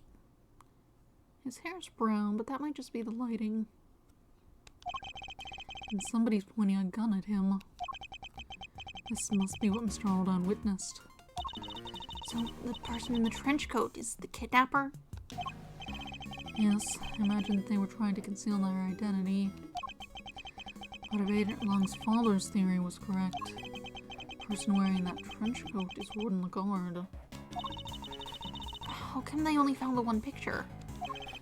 He probably wasn't able to take any more before he was attacked. They probably had an accomplice then. Not one picture was taken. Here's a brick. This was the brick used in the murder. It come from somewhere nearby. The planners are made of bricks. Wouldn't be surprised me if one had been moved somewhere. Sure.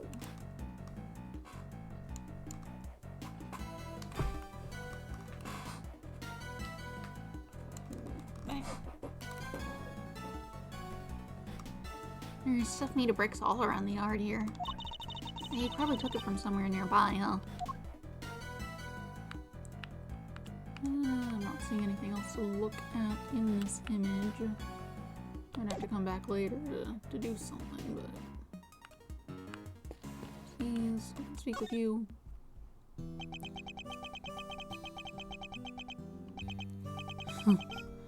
Three planters covered with snow. Is anything the matter, Agent Long? Yeah, something's not right. Yeah, none of them seem to be missing bricks. Wasn't able to look at the case file until now. Indeed. You have Chairman Winner to thank for that, it seems. Yeah, but what's weird is I've seen this scene somewhere before. What? Where? Thinking I've got it, but then it's gone. appears to be lost in his efforts to remember. Perhaps I should leave him alone for now. Perhaps I should leave him alone. Immediately, there's questions. President Wong changed after the SS5 incident. I guess he felt his trust had been betrayed. I can understand that. But to cut ties with my family completely, for how close we'd been for all those years, my father was desperate to make amends, to get just one chance to say sorry. No matter how many times he tried to get an audience with the president, he couldn't. Couldn't even convince them to take a letter to him.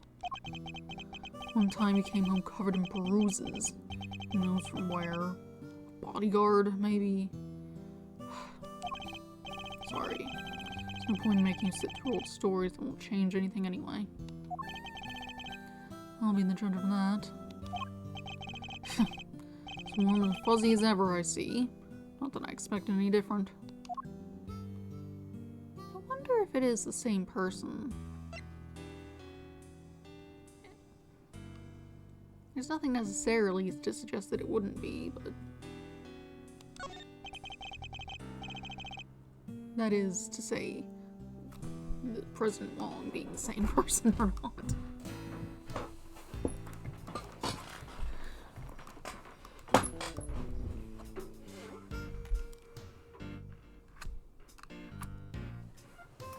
If he wanted to keep away people who had actually known the original guy, in that case, then that would make sense. That case ruined my father. My family, too. People who failed to keep the president safe. That's all we were after that. He threw himself heart and soul into that investigation. He became obsessed, in other words. Hardly the best state of mind in which to undertake an inquiry.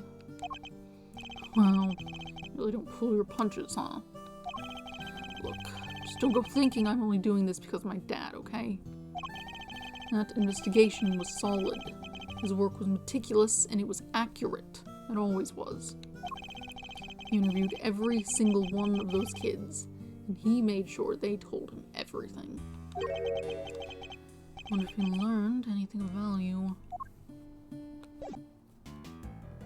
Okay. Over here. Oh, and I wanted to talk to... Shifu, I know it's rude of me to ask, but can we count off for old time's sake? Just once, I'm begging you. For old time's sake. Seems a little sentimental, but fine. Count off. 1. Aren't there 2 other guys with you? Where'd they go? Sorry, Shifu. This doesn't feel the same on my own. It's kinda lonely. Fool. Shouldn't matter if there's 1 of you or 100. Maybe on your own here right now, the pack is always with you. Just quit whining about being lonely and howl like you mean it. Count off. 1. 1. 1. Is he crying? Okay. Tortoise and a hare. Inspired by the children's story, no doubt. Tortoise races the speedy hare and wins. Alright, time for a K Faraday pop-up quiz. Pop-up pop quiz. Why did the hare lose the race? I'll give you 3 options. I don't need 3 options, Kay. He lost because he stopped to rest and fell asleep. Number 1, the hare's favorite running shoes were stolen by the Yatagarasu. Number 2, the tortoise trained with the Yatagarasu and got so fast that he won. Number 3, the real winner was the Yatagarasu, who plotted a secret surprise secret victory. Those are my only 3 options. Too hard? Alright, I'll give you a hint. The option you're looking for starts with a third. Well, that definitely narrows it down.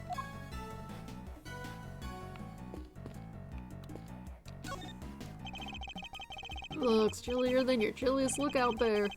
Than your chilliest look out here, Miles Reno. Somebody might have to warm me up. Could you maybe take this a little more seriously, Mr. Fender? you K-Meister anything? I believe this whole sorry tale began right here. Kinda crazy, right? Yes, it is a little. What were Fiefs and the chairman up to, though? Where were they going with all this? Indeed. Very much like to know that myself. I'd very much like to know when you two are going to admit how much you love your Uncle Eddie. Not anytime soon. Come on, Mr. Fender. You're not taking this seriously at all. I did for about 3 sentences, which is something of a record. Igloo shaped like a bear. Perfect balance of cuteness and scariness. I guess you could call it a bigloo. It is quite large. You'd probably fit as many as 3 people inside it. Yeah, and they could live in there for 3 whole years. 3 years. Over the summer, when the big igloo melt. Again and again, say it again, Mr. Edgeworth, please. One more time. Wouldn't the igloo melt? Ah, you're no fun. Shovel. Looks like they have the same griffin statues here. And the clock. What's this on the ground? It looks burnt. There are burn marks on this pillar here. Reports say there was a fire sometime on the evening of the incident. A fire? Let's see, where was it again? Ah! Yeah, one of the orphans set fire with some kerosene. Some sort of prank, probably. They sound like a lively bunch. Possibly too lively. Seems our antics spoiled our chances of finding any footprints near the entrance of the building. One of the children set the orphanage yard on fire as a prank sometime during the evening before the incident. Where did they even get kerosene? I mean, I guess a heater in there might have run on it, perhaps. Hey, this arch. We've seen it somewhere before, right? Indeed we have. It's the same one that stands over the entrance of the big building today. This is supposed to be how things looked 12 years ago. Was it there the whole time? Seems the architecture worked through the old archway into the structure of the new building. The future is simply the past reheated. I think I heard that somewhere. For once, it seems you might have remembered it correctly. But 12 years is a long time to reheat something for. If it was your lunch, it'd be ruined.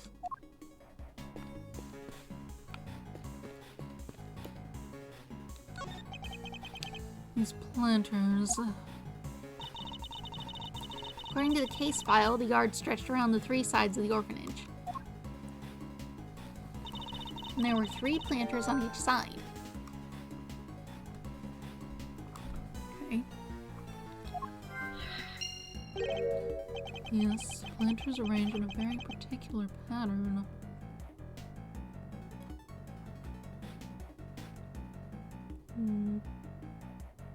Like a diamond or triangle? One we've seen somewhere before. Have we?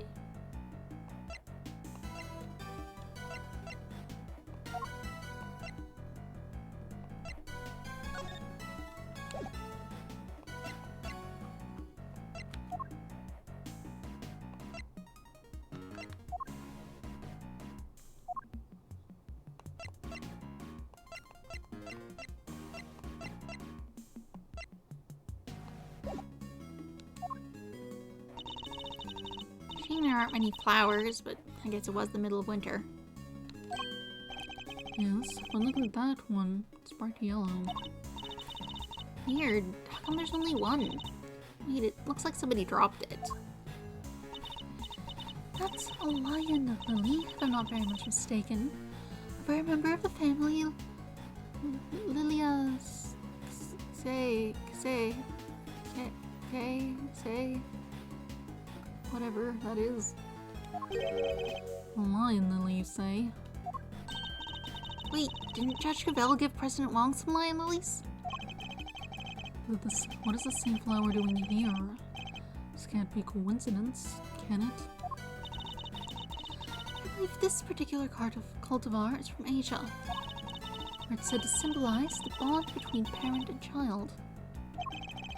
I wasn't aware you were so knowledgeable when it came to flowers, Francisca. What I just told you is common knowledge. Perhaps you need to read a little more. How are you two doing? Can I help you, Mr. Edgeworth? I cannot thank you all enough for returning Sean safely to me. I can hardly bear to imagine how I would have felt had he not come home. Hey, old guy! Can't you see you're upsetting her?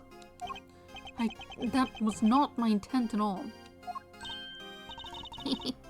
Look at our little knight in shining armor defending his mom's honor. Shut up! I wouldn't have to if you didn't keep... That's enough, Sean. Mr. Edgeworth, if you'll allow me, I'd like to apologize again. I failed in my duty as a servant of justice. I will not ask you to forgive me. I only ask you to understand that I, Judge Gravel, I don't presume to know the goddess of justice as well as you do. She was a mother, was she not? Of other gods and goddesses? She was. And her judgment requires personal circumstances to be taken into account. I'm sure she would understand. Perhaps your beloved goddess is more merciful than you give her credit for. Thank you, Mr. Edgeworth. What are they even talking about? Don't worry, Sean. I don't have a clue either. Things are finally settling down after Woodlagard's trial. It seems so. Sentencing is still to come, but the guilty verdict should stand. And do not worry, Excelsius Winter's connection to the case will be thoroughly investigated. Have faith, Mr. Edgeworth. Eustace is a changed man. Indeed, simply had some growing to do. And don't we all, Kay included. I kind of feel for him now. He said some pretty mean things, but I'll make it up to him next time I get the chance. And I'm sure that chance will come. But for now, indeed, we need to focus on the case at hand. Sure. How are you doing? What do you want? Sean, I wonder if you could tell us a little more about the circumstances surrounding your kidnapping. They took you when we went to the garbage disposal area, right? But what were you doing there? Sorry, you don't have to talk for him. You can just ask me himself. Hear that, Mr. Edgeworth? I think he's starting to warm up to you. I went to the garbage disposal to throw away the flowers that were on that body. It wasn't far, and I figured they'd be less likely to find them than if I threw them in my garbage can. Why did you still have them the next day, then?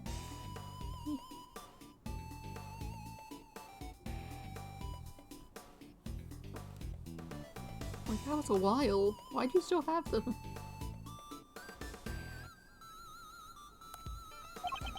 I tried to get in there last night, too, but it was locked. So you had to come back today and try again. Yeah, but when I was there, somebody came up behind me and put something over my face. Surely you had to, like, walk back to... I guess you were staying at a hotel, but... They're just flowers. You could have dropped the flowers on the ground somewhere. Somewhere far away, and it would have been fine. Whatever. Oh, yeah. Snoozing is easy 3Z with 3 Z's. The fact that she was drugged with it too didn't seem to bother her. Guess it is a catchy name. Whoever it was pretty strong, but I never saw their face. I see. Thank you. It's very helpful. What can you tell us about the time between when you were kidnapped and when you were found? Not a whole lot, I bet. Snoozing is easy 3Z with 3 Z's. I remember waking up feeling cold. I was somewhere big and empty and dark. There were cardboard boxes with some other language written on them. I figured it must be a storeroom. It was actually a giant refrigerator. Businesses use them to keep stuff chilled. And that's where Kay and Detective Gumshoe found him. They really saved the day there. Guess the cooler must have been on until just before I was brought there. Like I said, it was pretty cold. Anyway, they didn't take my phone for some reason. So I used that to call for help. I see. Well, we're all very glad that you found your way back to us safely. Ugh, say it like you mean it, why don't you? He's not the most gracious child I met. Reminds me of certain somebody else.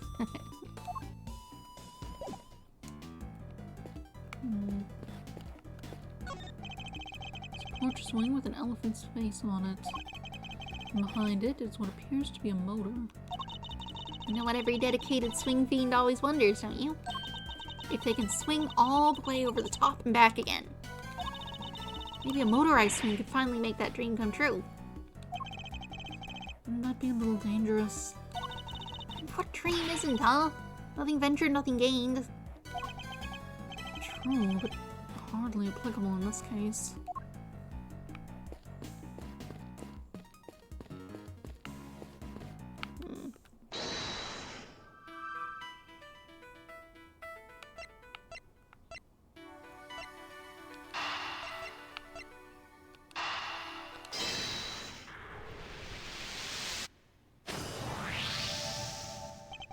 So that's what our monstrous hoof prints really were.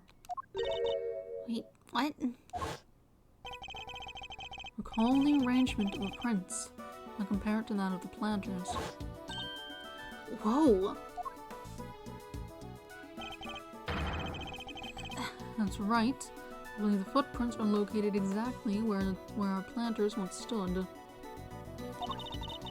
So Chairman Winter was digging around the front of them? He was. And why might he have been doing that? We have a piece of evidence in our possession that answers exactly that question.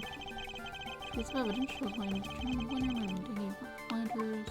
I believe it's this one. Retrieve package. Take that! Recall, if you will, the report that Warden Lagarde sent to Chairman Winter. In it, she mentioned something that had been laid to rest in front of a planter. You'd think she was telling him where to dig. Wait, but why 3 holes? Because the report didn't specify which of the planters she meant. I get it. So he wasn't sure which one it was. Which meant that he had to try and dig up all 3. Imagine so, yes. Or Chairman Winter. But why go to all that trouble? What was he looking for?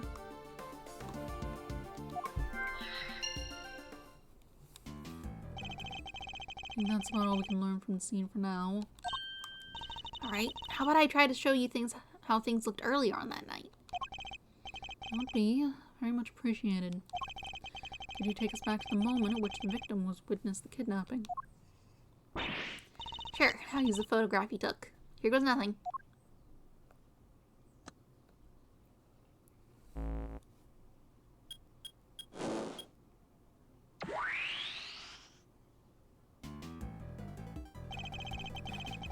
There's Mr. Alldown in the middle of the planters.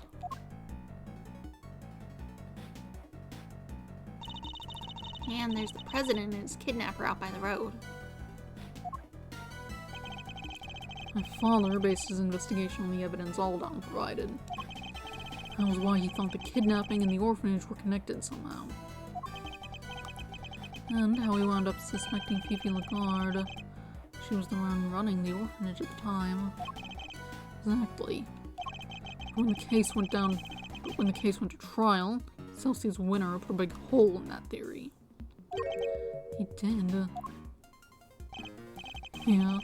After all, the president and the kidnapper weren't actually on the grounds of the orphanage. So it was hard to conclusively prove any kind of connection. So they were never seen inside the gates of the orphanage. Detectives bust a gut trying to find evidence on the scene. detectives bust a gut fight to find evidence on the scene. And prosecutors come along and twist it for their own ends. Winter and the guard were working together. They had some kind of deal, I'm sure of it.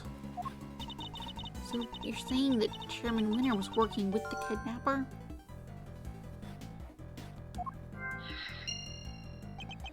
Your father was convinced that the guard was the culprit, correct? And you say he was gifted, a gifted and thorough investigator. And he must have had more to support his theory than just Mr. Aldown's message, surely? Yeah, he must have. I just don't know what it was. It wasn't exactly a case he liked talking about. Agent Long's father, Long Long. Trusted ally and confidant of President Wong. He discovered truths that were subsequently suppressed by Chairman Winter. The first priority should be to find out what they were. Let's see. These footprints stopped by the body. I guess that means they belong to Mr. Aldown, right? Yeah, that seems to be the same dialogue as the other thing. Right. Choose normal. Scour the scene and inspect anything that catches my attention.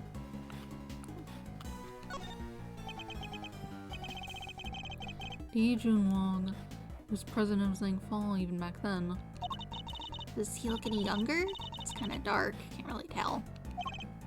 Indeed. The situation being what it is, his facial expression is somewhat distorted. I wonder where they took him after this.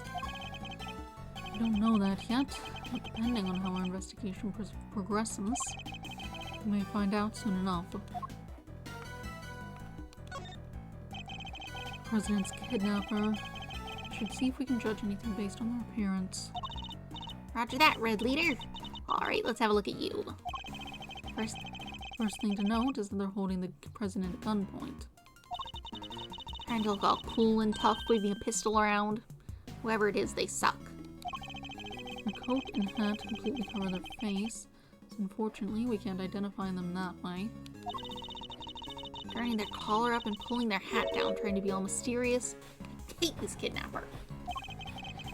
They seem pretty relaxed. I don't think they're particularly nervous.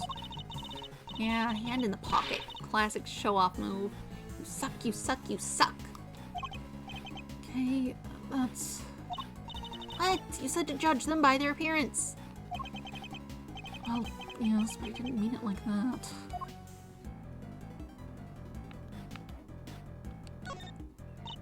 Hey, that snowman. He was melted in the simulation in the morning after the murder, huh? That muffler was all wet and his little button eyes had fallen off. Indeed. Still look reasonably healthy at this point. Well, not entirely. You can see one thing that's missing. Aw, poor guy. Like some kid took it as a stupid prank. Not a bad piece of thieving, though. Maybe they had potential. I think one of the orphans took it. I'm not so sure. In fact, I think it was grabbed by somebody else entirely. Now that I'm looking, it looks like the footprints are there. Oh, look at the footprints. Look at them. Whatever.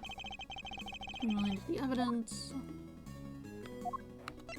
Eureka! The snowman is missing a certain something, wouldn't you say? Yeah, his right eye. Indeed. Luckily, we've managed to locate it. The button Mr. Aldown was holding. Look at that. It's the same type of button as the other eye and everything. And if we suppose the button was indeed the snowman's missing eye, this presents something of a contradiction. Which does the button contradict?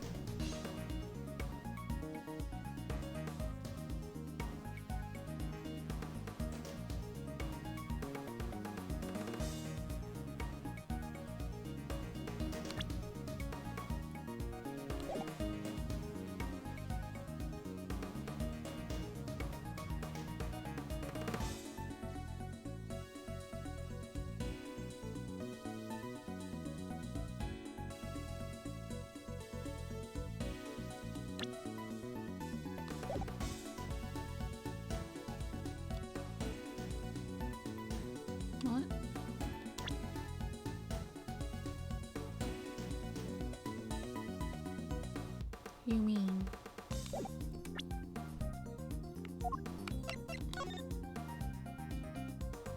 Missing eye?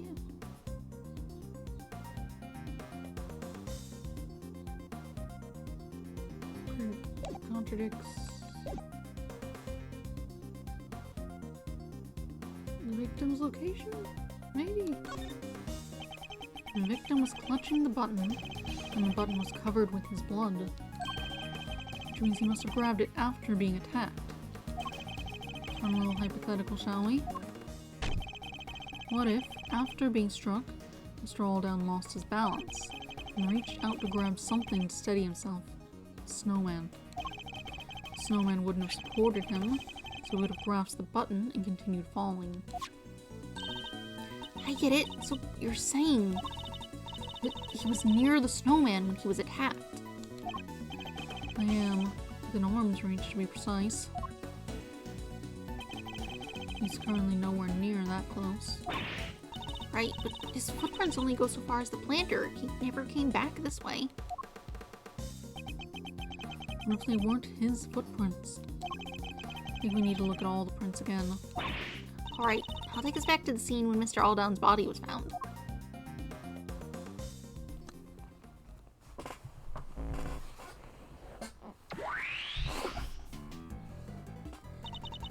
But the footprints on the left definitely matched up with Mr. Alldown's shoes, right? So what's the deal?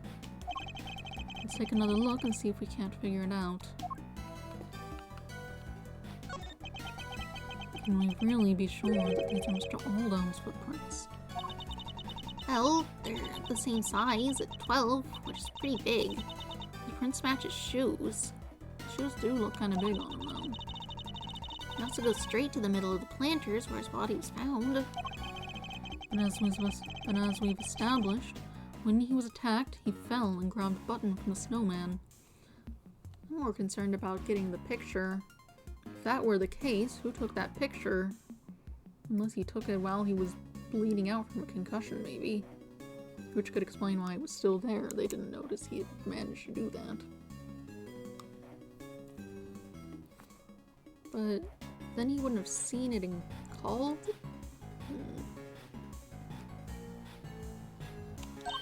Well, being a great thief, I know a few contortionist tricks, but that would be way beyond even me. Some average Joe stretching his arms that far? Basically impossible. I think we can be reasonably certain that the prints were made by the shoes the victim was wearing. But can we be certain that they were actually the victim's shoes?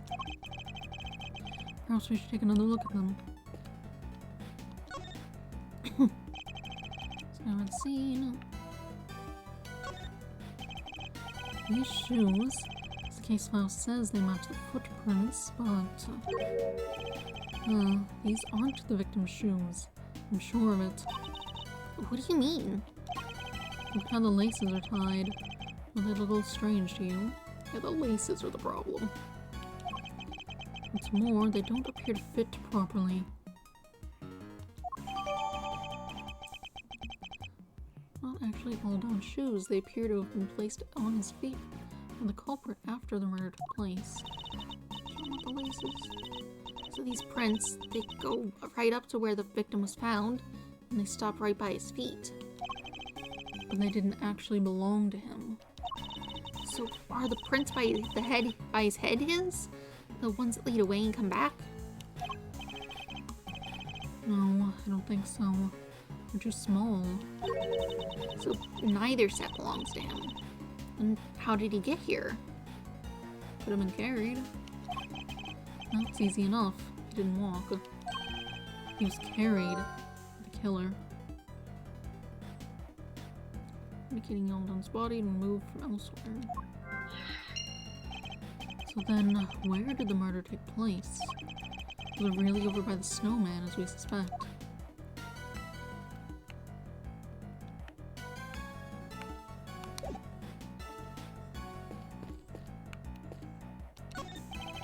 I think Mr. Alldown's body was moved. How else do we explain the button clutched in his hand? I would suggest that he was killed somewhere near the snowman. Better take a closer look. I haven't seen, inspected anything that catches my attention. Here's your missing brick. Huh? Look, there's a brick missing here. The rest of the brickwork looks fine. Strange that just this one is missing. Plants. There are planters outside the orphanage gates too. Oh, look, they planted stuff like flowers in winter under all that snow. Indeed. A little frigid, but tasteful nonetheless. Even if this is a simulation. Yes, indeed. A bit frosty looking, but tasty nonetheless. For a simulation. Poor snowman. He's not looking good. Can't be helped. Snow and ice eventually melt. That's just how it is. And so do mysteries. All we have to do is wait. The snowman of this case will melt into the clear water of truth. All you have to do is wait, Kay. While you have to work to solve those mysteries.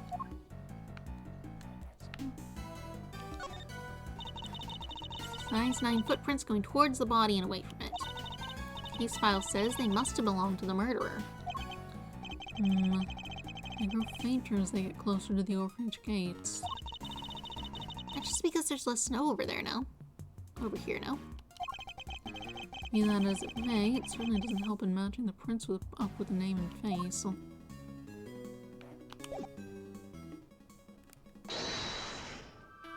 Should be able to...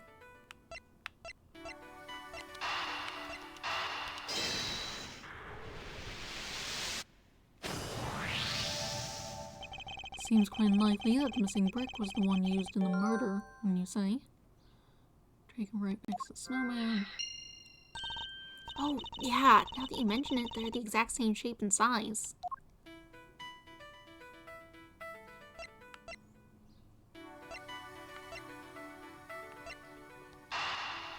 There's these ones.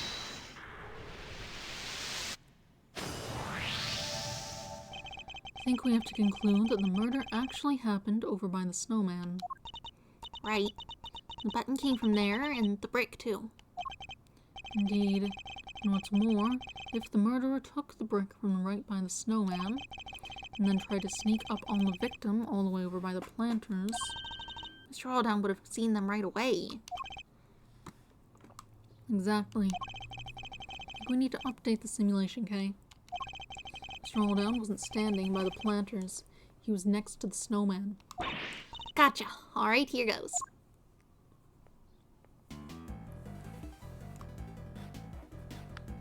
Well, now that's just a mess, isn't it? Yeah, it don't matter how you look at it, this just doesn't work, huh? Indeed. Everybody was present and is in exactly the same spot. So, where did we go wrong? One enough piece of evidence on which we based our simulation must be the source of the problem. What if one of them was faked somehow? Which one was it?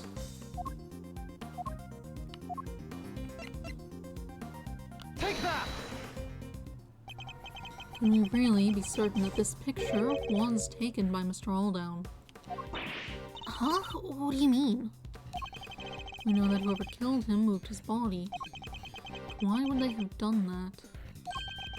What if they wanted to make it seem like he saw something he didn't? And then they took a photo to help back up the lie. And the president at gunpoint, they could easily have forced him to pose for the picture. He would have had no choice but to comply. Hey, now that you mention it, they only recovered one picture from Mr. Alldown's camera, right? Indeed. Imagine his killer probably removed the film that was already in there, and replaced it with another, thereby ensuring that the only picture found was the one they staged. Yeah, that makes total sense. So this picture was actually taken after Mr. Alldown was killed. No way. Stage photograph. And there you have it. The picture doesn't show what Mr. Alldown saw at all. Oh, I thought it under there. I'll stretch out my legs and she was under this. Come on, Paul, you can come back. It seems highly likely that it was simply staged to make us believe that was the case. Wait, so where was the president when Mr. Alldown thought he saw him being kidnapped? Luckily, the photo isn't the only piece of evidence we can use to try and figure that out. Oh yeah, he left that voicemail too. We did. I think we should listen back to it one more time, don't you? This is surely the only place the president and his kidnapper could have been standing. Listen back and then it doesn't do that and now I can't do it. Thanks. Anyway, they should have been over here, which means they would have been looking, I don't know, off over here somewhere. Take that! That's where they really were? How do you figure that? Do I need a reason? Okay, that's really sweet. Oh wait, the president and his kidnapper, you say? I misidentified who I was meant to be pointing out the location of. That's my fault. You don't have one? God, that clearly wasn't it. Let's go over what Mr. Alldown said in his message one more time. Mention some of the stuff you could see, right? You didn't let me do that.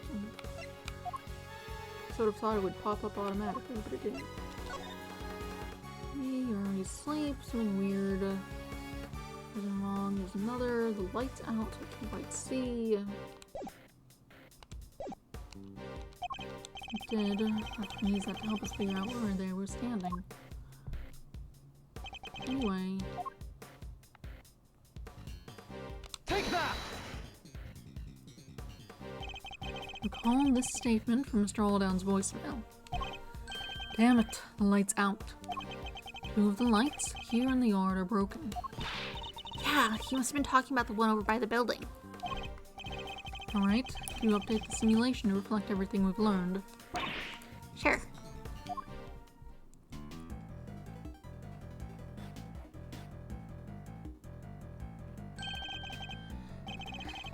And there we have it. The kidnapper was really standing over by the building. Yes, which would certainly strengthen the theory that they were connected to the orphanage.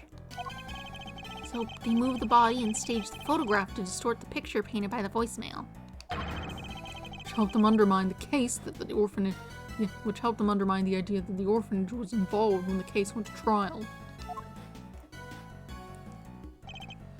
Well, it certainly changes what this particular part of the simulation tells us. I imagine it will also affect our understanding of the scene from when the body was found. Only one way to find out. How do you make the jump? Switch between the 2 recreations. I need to first press Y to talk to K. Then select Switch Recreations. Go to try later when I need it.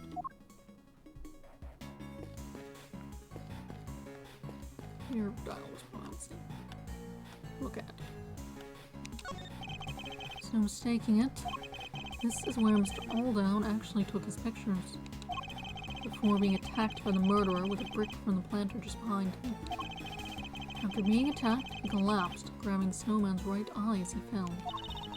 Which means his body would have been here at first.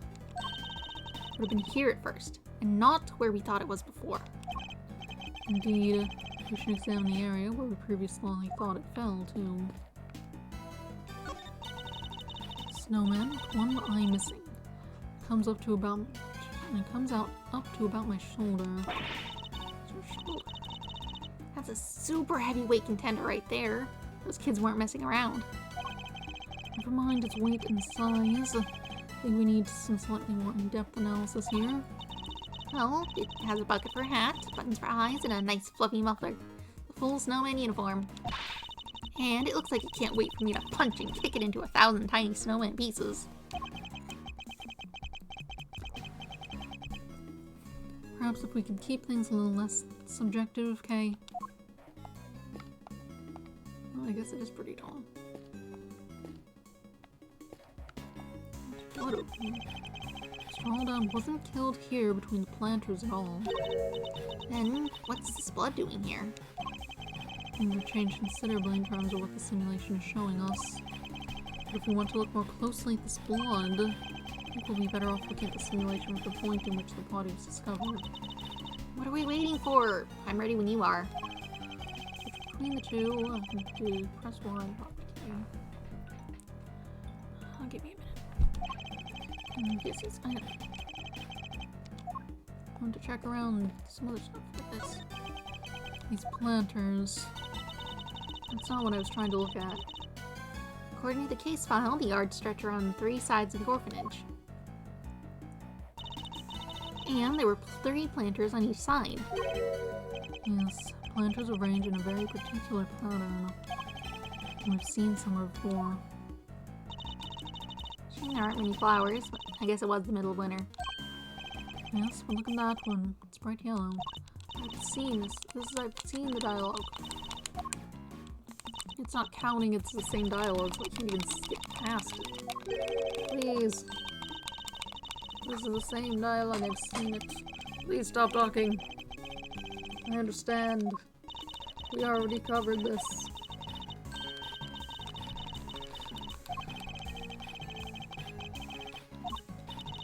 Please. I wasn't even trying to look at that. I was trying to look at this. So this is where Mr. Alden actually saw the president and his kidnapper. Yes, which pretty clearly suggests a link between the kidnapping and the orphanage. You can see why so much trouble was taken to suggest it happened elsewhere. Yeah, they pulled some really dirty tricks there. Taking a photo like that, that's just cheating. Not to mention disposing of Mr. Alden's camera film and forcing the president to pose at gunpoint. Hey, they must have put some new film in.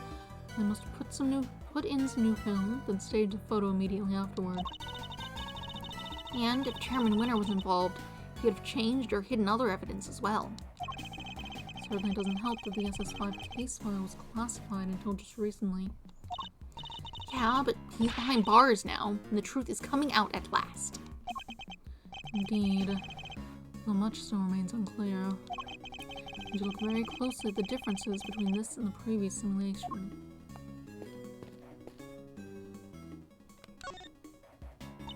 What is it, Mr. Edgeworth? I want me to show you the scene as reported in the police case files, right? Okay, let's take another look at how things were when they found the body. And there we have it.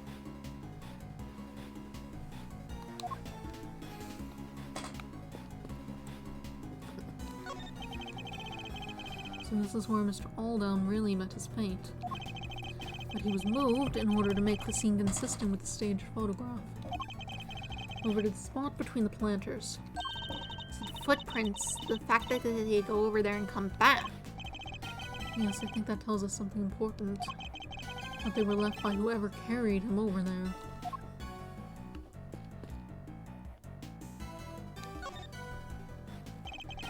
Scoured scene, I expect anything. Weird amount of blood for not having been hit over there. Blood on the snow. A lot of it.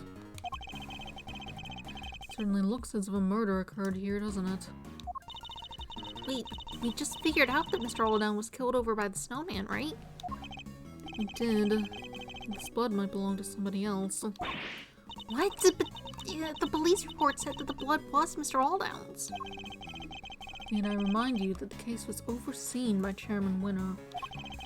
The man would have had no scruples about altering the official record over something this small. Then why go to all that trouble? Couldn't he have just cleaned up the blood instead? He wasn't able to. Think about it. He knew that this was where the police would find Mr. Alden's body. And he knew that the police would have some certain scientific methods at their disposal to look for clues. Oh, you mean luminol? Yeah, they would have found traces of the blood if they used that for sure. Exactly. He wouldn't have been able to clean it up to the point where it was undetectable. Far easier to falsify the record and the results of any such tests when they came back in.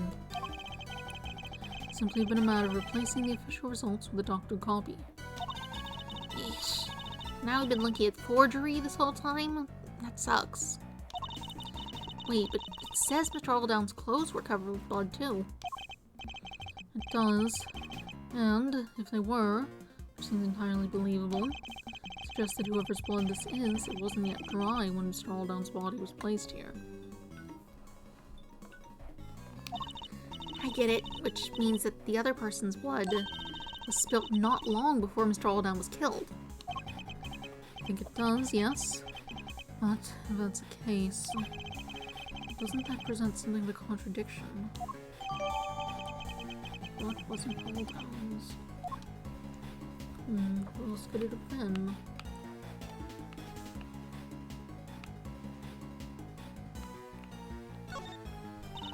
Bonnie. The body's where it should be now, over by the snowman. Kinda sad nobody being here anymore, huh? Okay, not even slightly. Now the body is gone, there may be new clues for us to discover.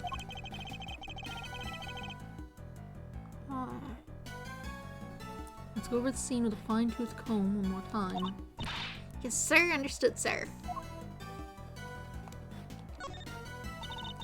Somebody dropped a yellow flower here. It's a lion lily, right? According to Francisca, yes.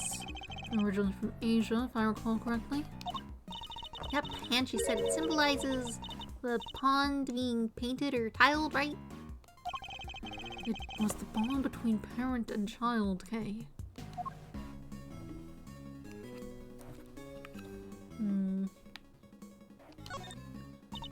This is the only part where there's no snow, huh? Because in the fire, one of the kids said, imagine the snow here melted as a result. This must be the unluckiest orphanage in the world. First a fire, then a murder. Talk about going from bad to worse. The fire came first. Just because it caused the snow to melt.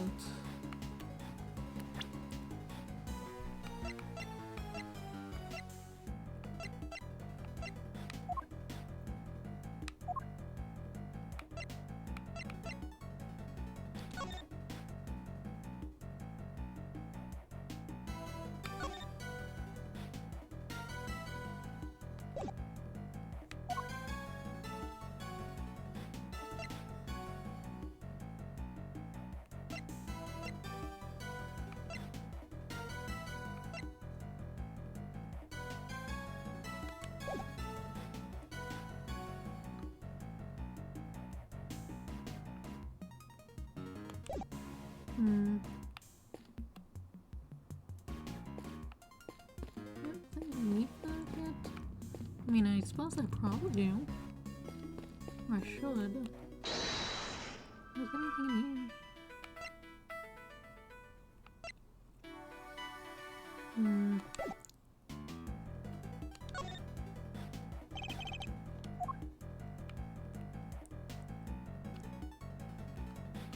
It must be this that I need to deduce from, since the deduce popped up afterwards. Snow, murder occurred, killed there. Someone else's blood. After all the trouble.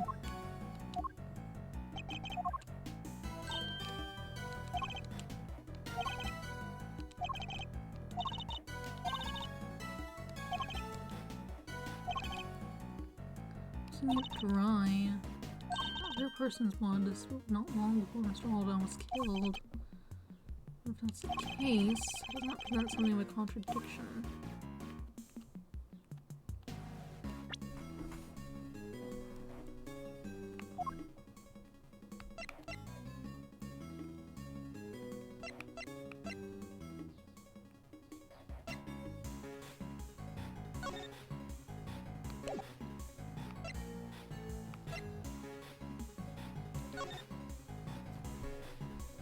There's another, can't quite see.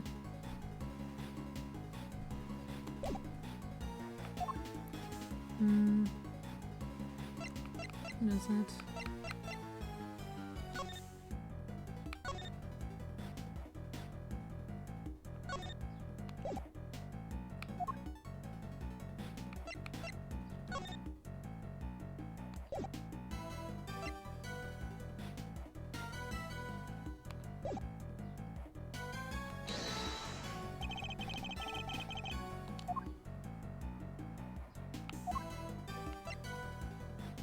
That was in his hand.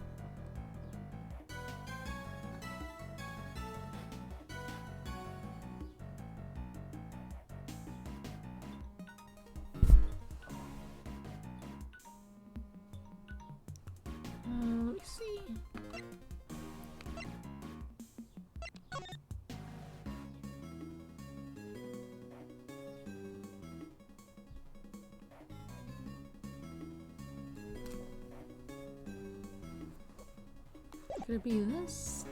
If the blood was visible, then he should have noticed it, maybe?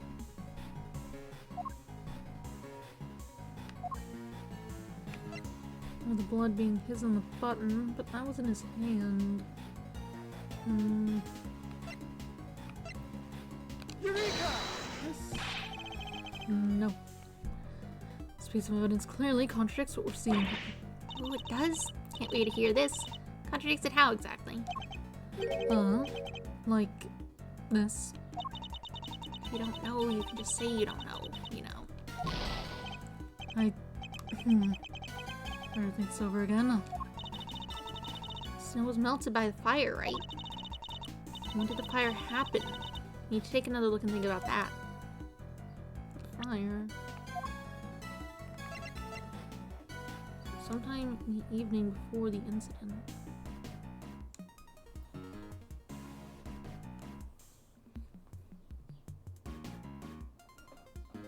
Smell the sharp cutoff? I think it must be.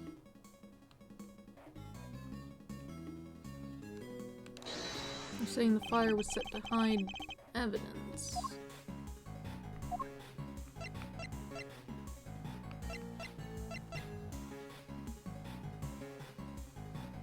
Eureka! There's a clear contradiction here. Huh? In the bloodstain? The blood is clearly cut off where the snow was melted by the fire, which means the blood in question was spilled before the fire was started. Huh? But the fire happened before the murder, no? If we choose to believe the case file, yes. But if the fire was actually set after what happened here, the kid who lit it might have seen something. Why isn't there a witness statement? Because that would have challenged Chairman Winner's version of events. We need to know more about this fire. You! Yes, Shifu! Fire might have been reported to the police, which means there might be a record of it. Go see if they have anything and bring back everything you find. Bring everything you find back here right away. Understood, Shifu. I'll get right on it. Oh, one more thing. What is it, Shifu? Contact my family back in Thingfa. Tell them to search my father's office. There should be something there related to the case. I should. What kind of something exactly? I told you I'd seen the scene somewhere before, didn't I? I remembered where. It was in my father's office. Get a picture of it. Or at least of something very much like it. What? It looked like it was drawn by a child. Possibly a child from the orphanage. Possibly even the child who set the fire. Should still be there somewhere. Tell them to send it right away. Like a picture of it? Yes, Shifu. It'd be kind of hard to send a whole paper. You don't have anything else to say, I guess. In the meantime, look around and find something.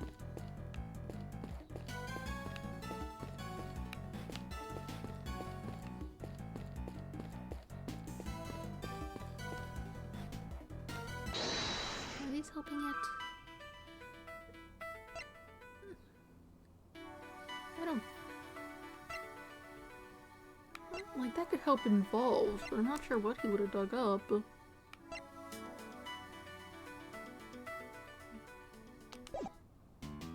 A body? That doesn't seem right. Plus, I feel like that'd be a big jump to go from what we're already dealing with, and from when I actually acquired those, pieces that wouldn't quite work. Maybe I need to check the other thing. Okay, let me switch to the other one, and then that is the alarm for the dog food. So, let me just... Okay. Ow. Alright. I will be back in just a minute. Let's feed the dog and the cats. And then we shall return to this investigation. Just a little bit.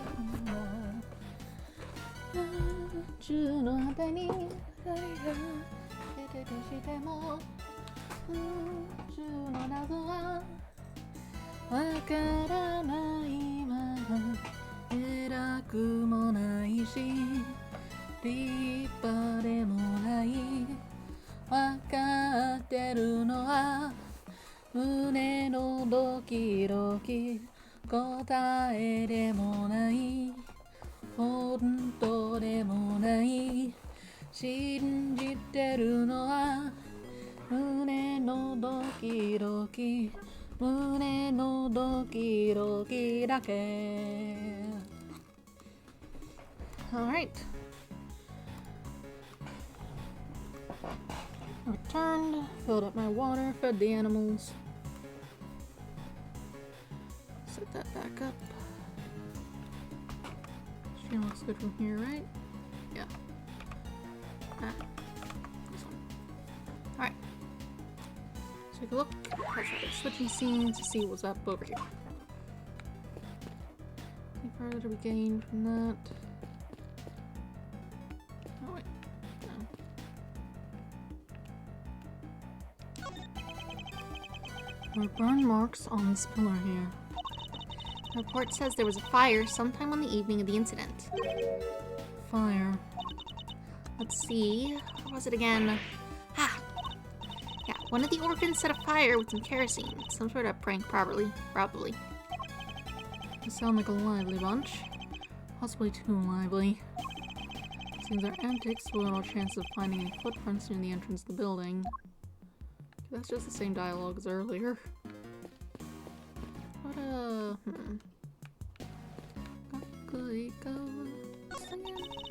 Igloo shaped bear.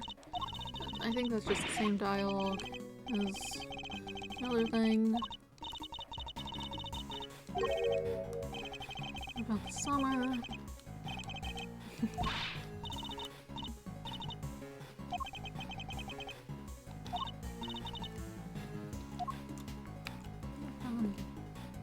That's probably the same thing, just about the tourism here and whatnot. Things that weren't useful. I've inspected this. What's the blood doing here? No, I did that.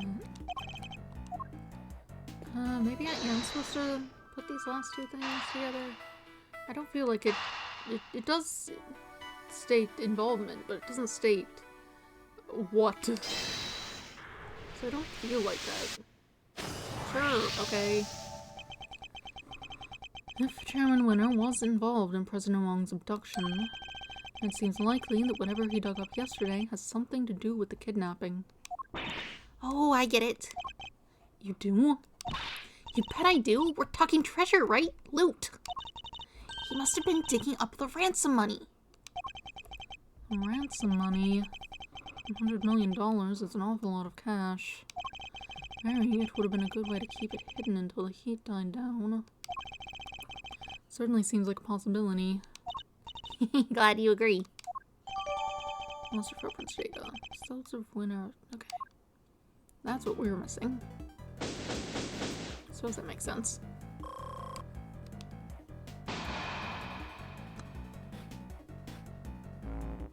No.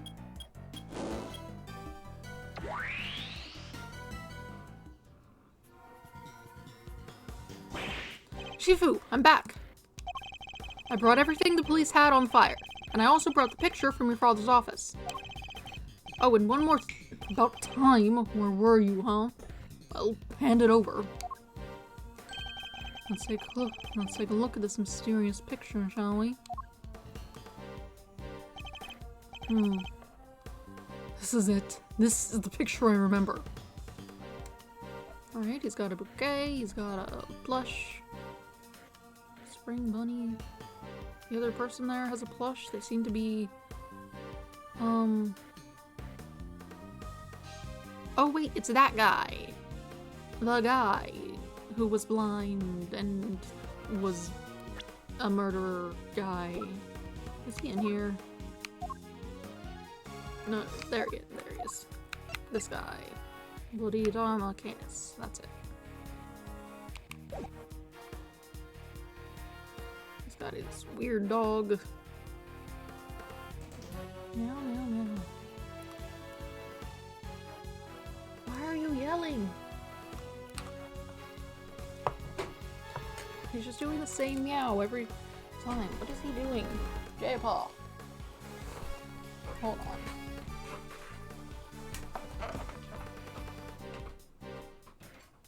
J-Paw, why are you yelling?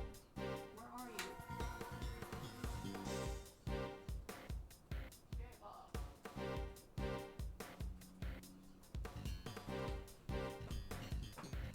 I don't know what that was about. He stopped.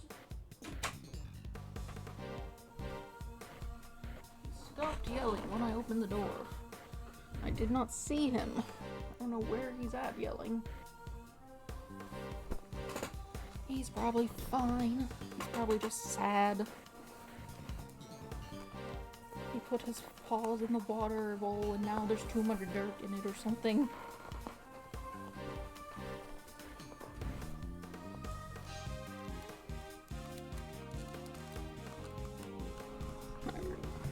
This is it. This is the picture I remembered. It needs to be a depiction of something that happened on the night of the incident. It sure looks like a kid drew it, huh?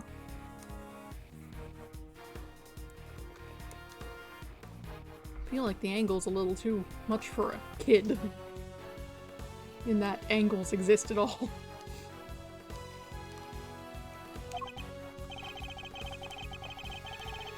Yes, and I'm willing to bet it's the work of the child who set the fire. Child's drawing data jotted down.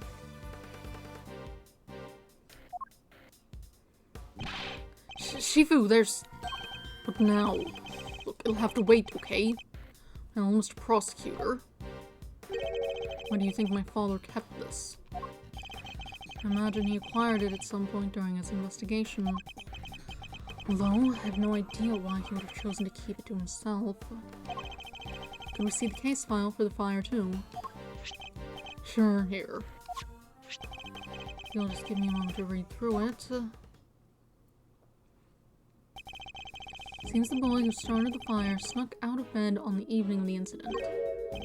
And then disappeared several days later. Must have been because he saw something, right? No, a kid? Really? That's horrible. Sadly, not unimaginable. Huh. Looks like the kid left something behind that was put in evidence. Oh, what's this? That's what was doing in that case file. What is it, Mr. Prosecutor? We've seen this somewhere before. Something very much like it, yes. A piece of evidence that could well be connected. The item of evidence relates to the item the boy left behind. Take that! I don't know what it was doing in the evidence for that case, but it looks like that might be the missing horn from this soft toy. Hey, that was President Wong's. You've seen it before? Of course, he always kept it somewhere close by. Remember it because of the missing piece. You see, it has a special device inside it that plays recorded sound when you twist the horn. Hey, do you think maybe putting the horn back on might unlock more recordings? You never know. The toy itself should still be up on the 51st floor. Hey, you heard the man. Yes, Shifu, I'll go fetch it right away. Here it is, Shifu. The Tarsaur stall, just as he asked. Good work. And to the prosecutor over there. Well, the horn found at the orphanage fit the president's plushie. It fits perfectly. And any more recordings on there. Hi, D-June. Sorry, President Wong. It's me, Amelie. I know it's been a while. I saw on the news that you were visiting the country soon. And I didn't know whether I should get in touch at all, but in the end, I decided I had to. Overruled. Just turn it off! Right now! Oh wait, is your name Amelie Gavelle? Is that your name? I know I've heard the name Amelie somewhere. No, you're Verity. Who's Amelie? Crew member. Thanks.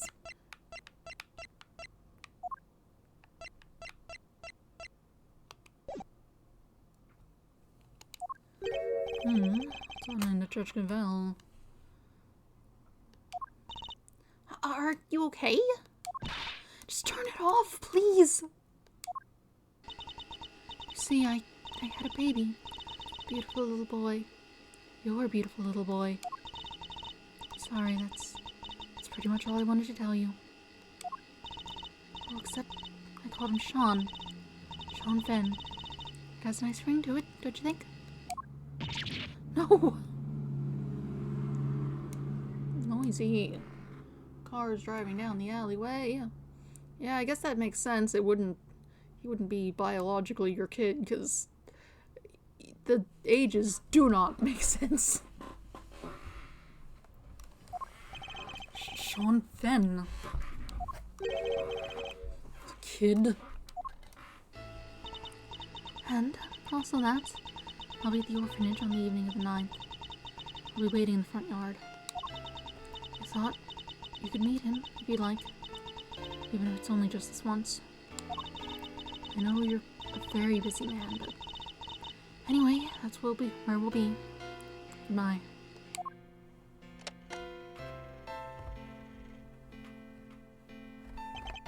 What? He was my dad. I'm so sorry, Sean. Care to explain what the heck is going on, Gavelle? Sean isn't my biological son. I adopted him. And he was aware of this? Yes, of course. His mother, Amelie Fenn, she died 5 years ago. We were cousins, but we were also friends, best of friends. People often mistook us for sisters. And so, when she died, it seemed only natural that Sean should come live with me. Of course, we had to keep his father's identity secret. And I decided the best way to do that would be for him to never know in the first place.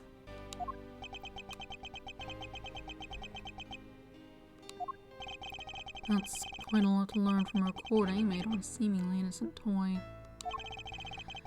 I guess Sean's mother must have recorded the message and sent the plushie to the president. Hey. Yes, Sean. You're sure he was really my dad? Yes, I'm sure. Before you were born, your mother worked for a time as a diplomat in Zhengfa. Makes sense. That line of work may well have brought her into contact with the president. What? You told me she worked at the orphanage! She did, but only after she returned. After she quit the diplomatic service. She always loved helping others. The orphanage was perfect for her. Not so fast! Sorry, Judge Gavelle, but I have to ask. Amelie, the lady who asked the president to come, why didn't she show up herself?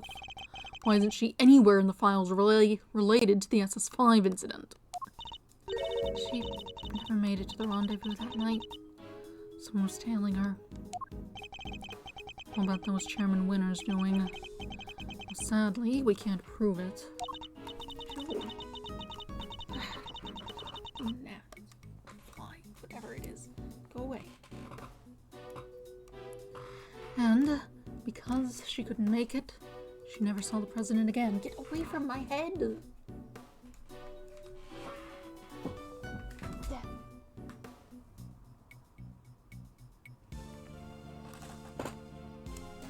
Hopefully that got it. And she died 5 years ago. This can't have been easy for Sean. Hey, Sean, are you thirsty? We could go get a soda. My treat, okay? Come on, I think I saw a vending machine over.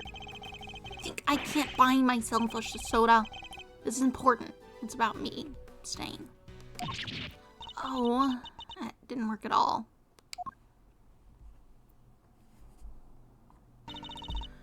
Sean, perhaps now you can guess why I met with the president 2 nights ago. So that's it. That was the big secret. I wanted to tell him face to face that Amelie was gone.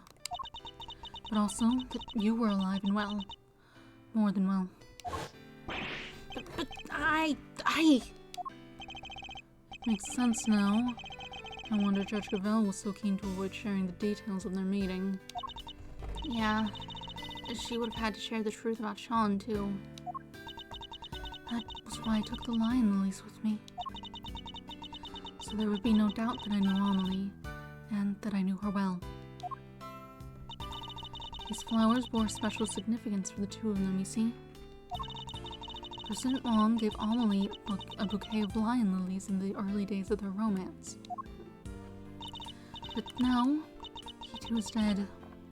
If only he had lived. Sean might finally have been able to get to know him.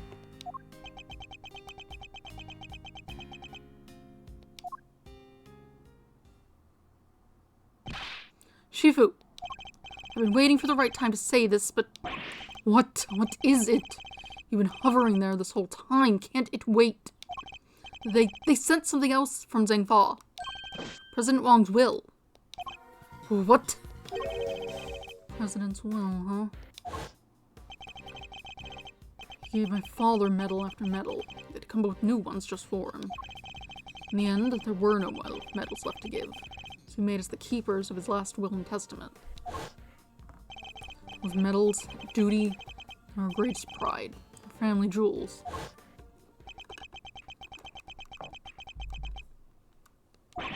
What this is? What is it, Agent Long? Does it have anything to do with our current case? You could say that. Seems he was planning on publicly acknowledging Sean as his son. Sean's name appears in the president's will? And we're certain that the document is authentic. That President Wong wrote it himself. Sure we are. It's old, but it's real. The family took charge of it back before the SS5 incident happened. I want to analyze it back home to be sure, but I'd stake my name on it being the genuine article. Wong was a renowned world leader. A child nobody knew about would have been sure to cause a stir. Yet he chose to mention the child in his will nonetheless. Not his problem once he's dead. Well, that's that, I guess. Still can't quite believe it, but the president confirmed it with his own hand. There's no denying it. Sean, you're President Wong's son.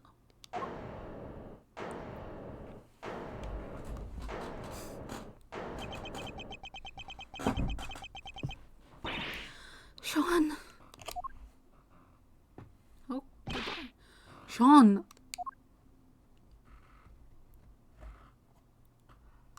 To be continued.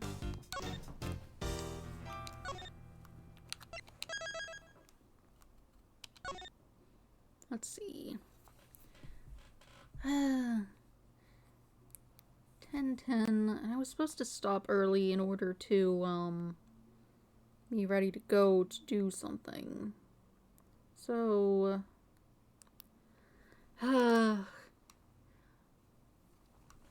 maybe it'd be best to stop here.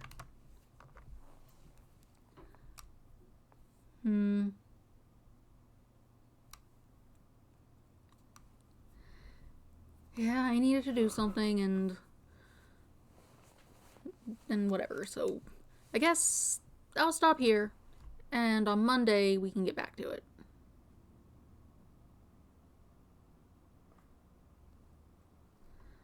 I still need to come up with a different thing on Wednesday, since I got through the whole Detective Conan thing. I should do something else, something not Conan. I don't know. I'll look into it later. Maybe it should be something relatively short and not mystery focused. Detective Conan was fine because it's a game for children.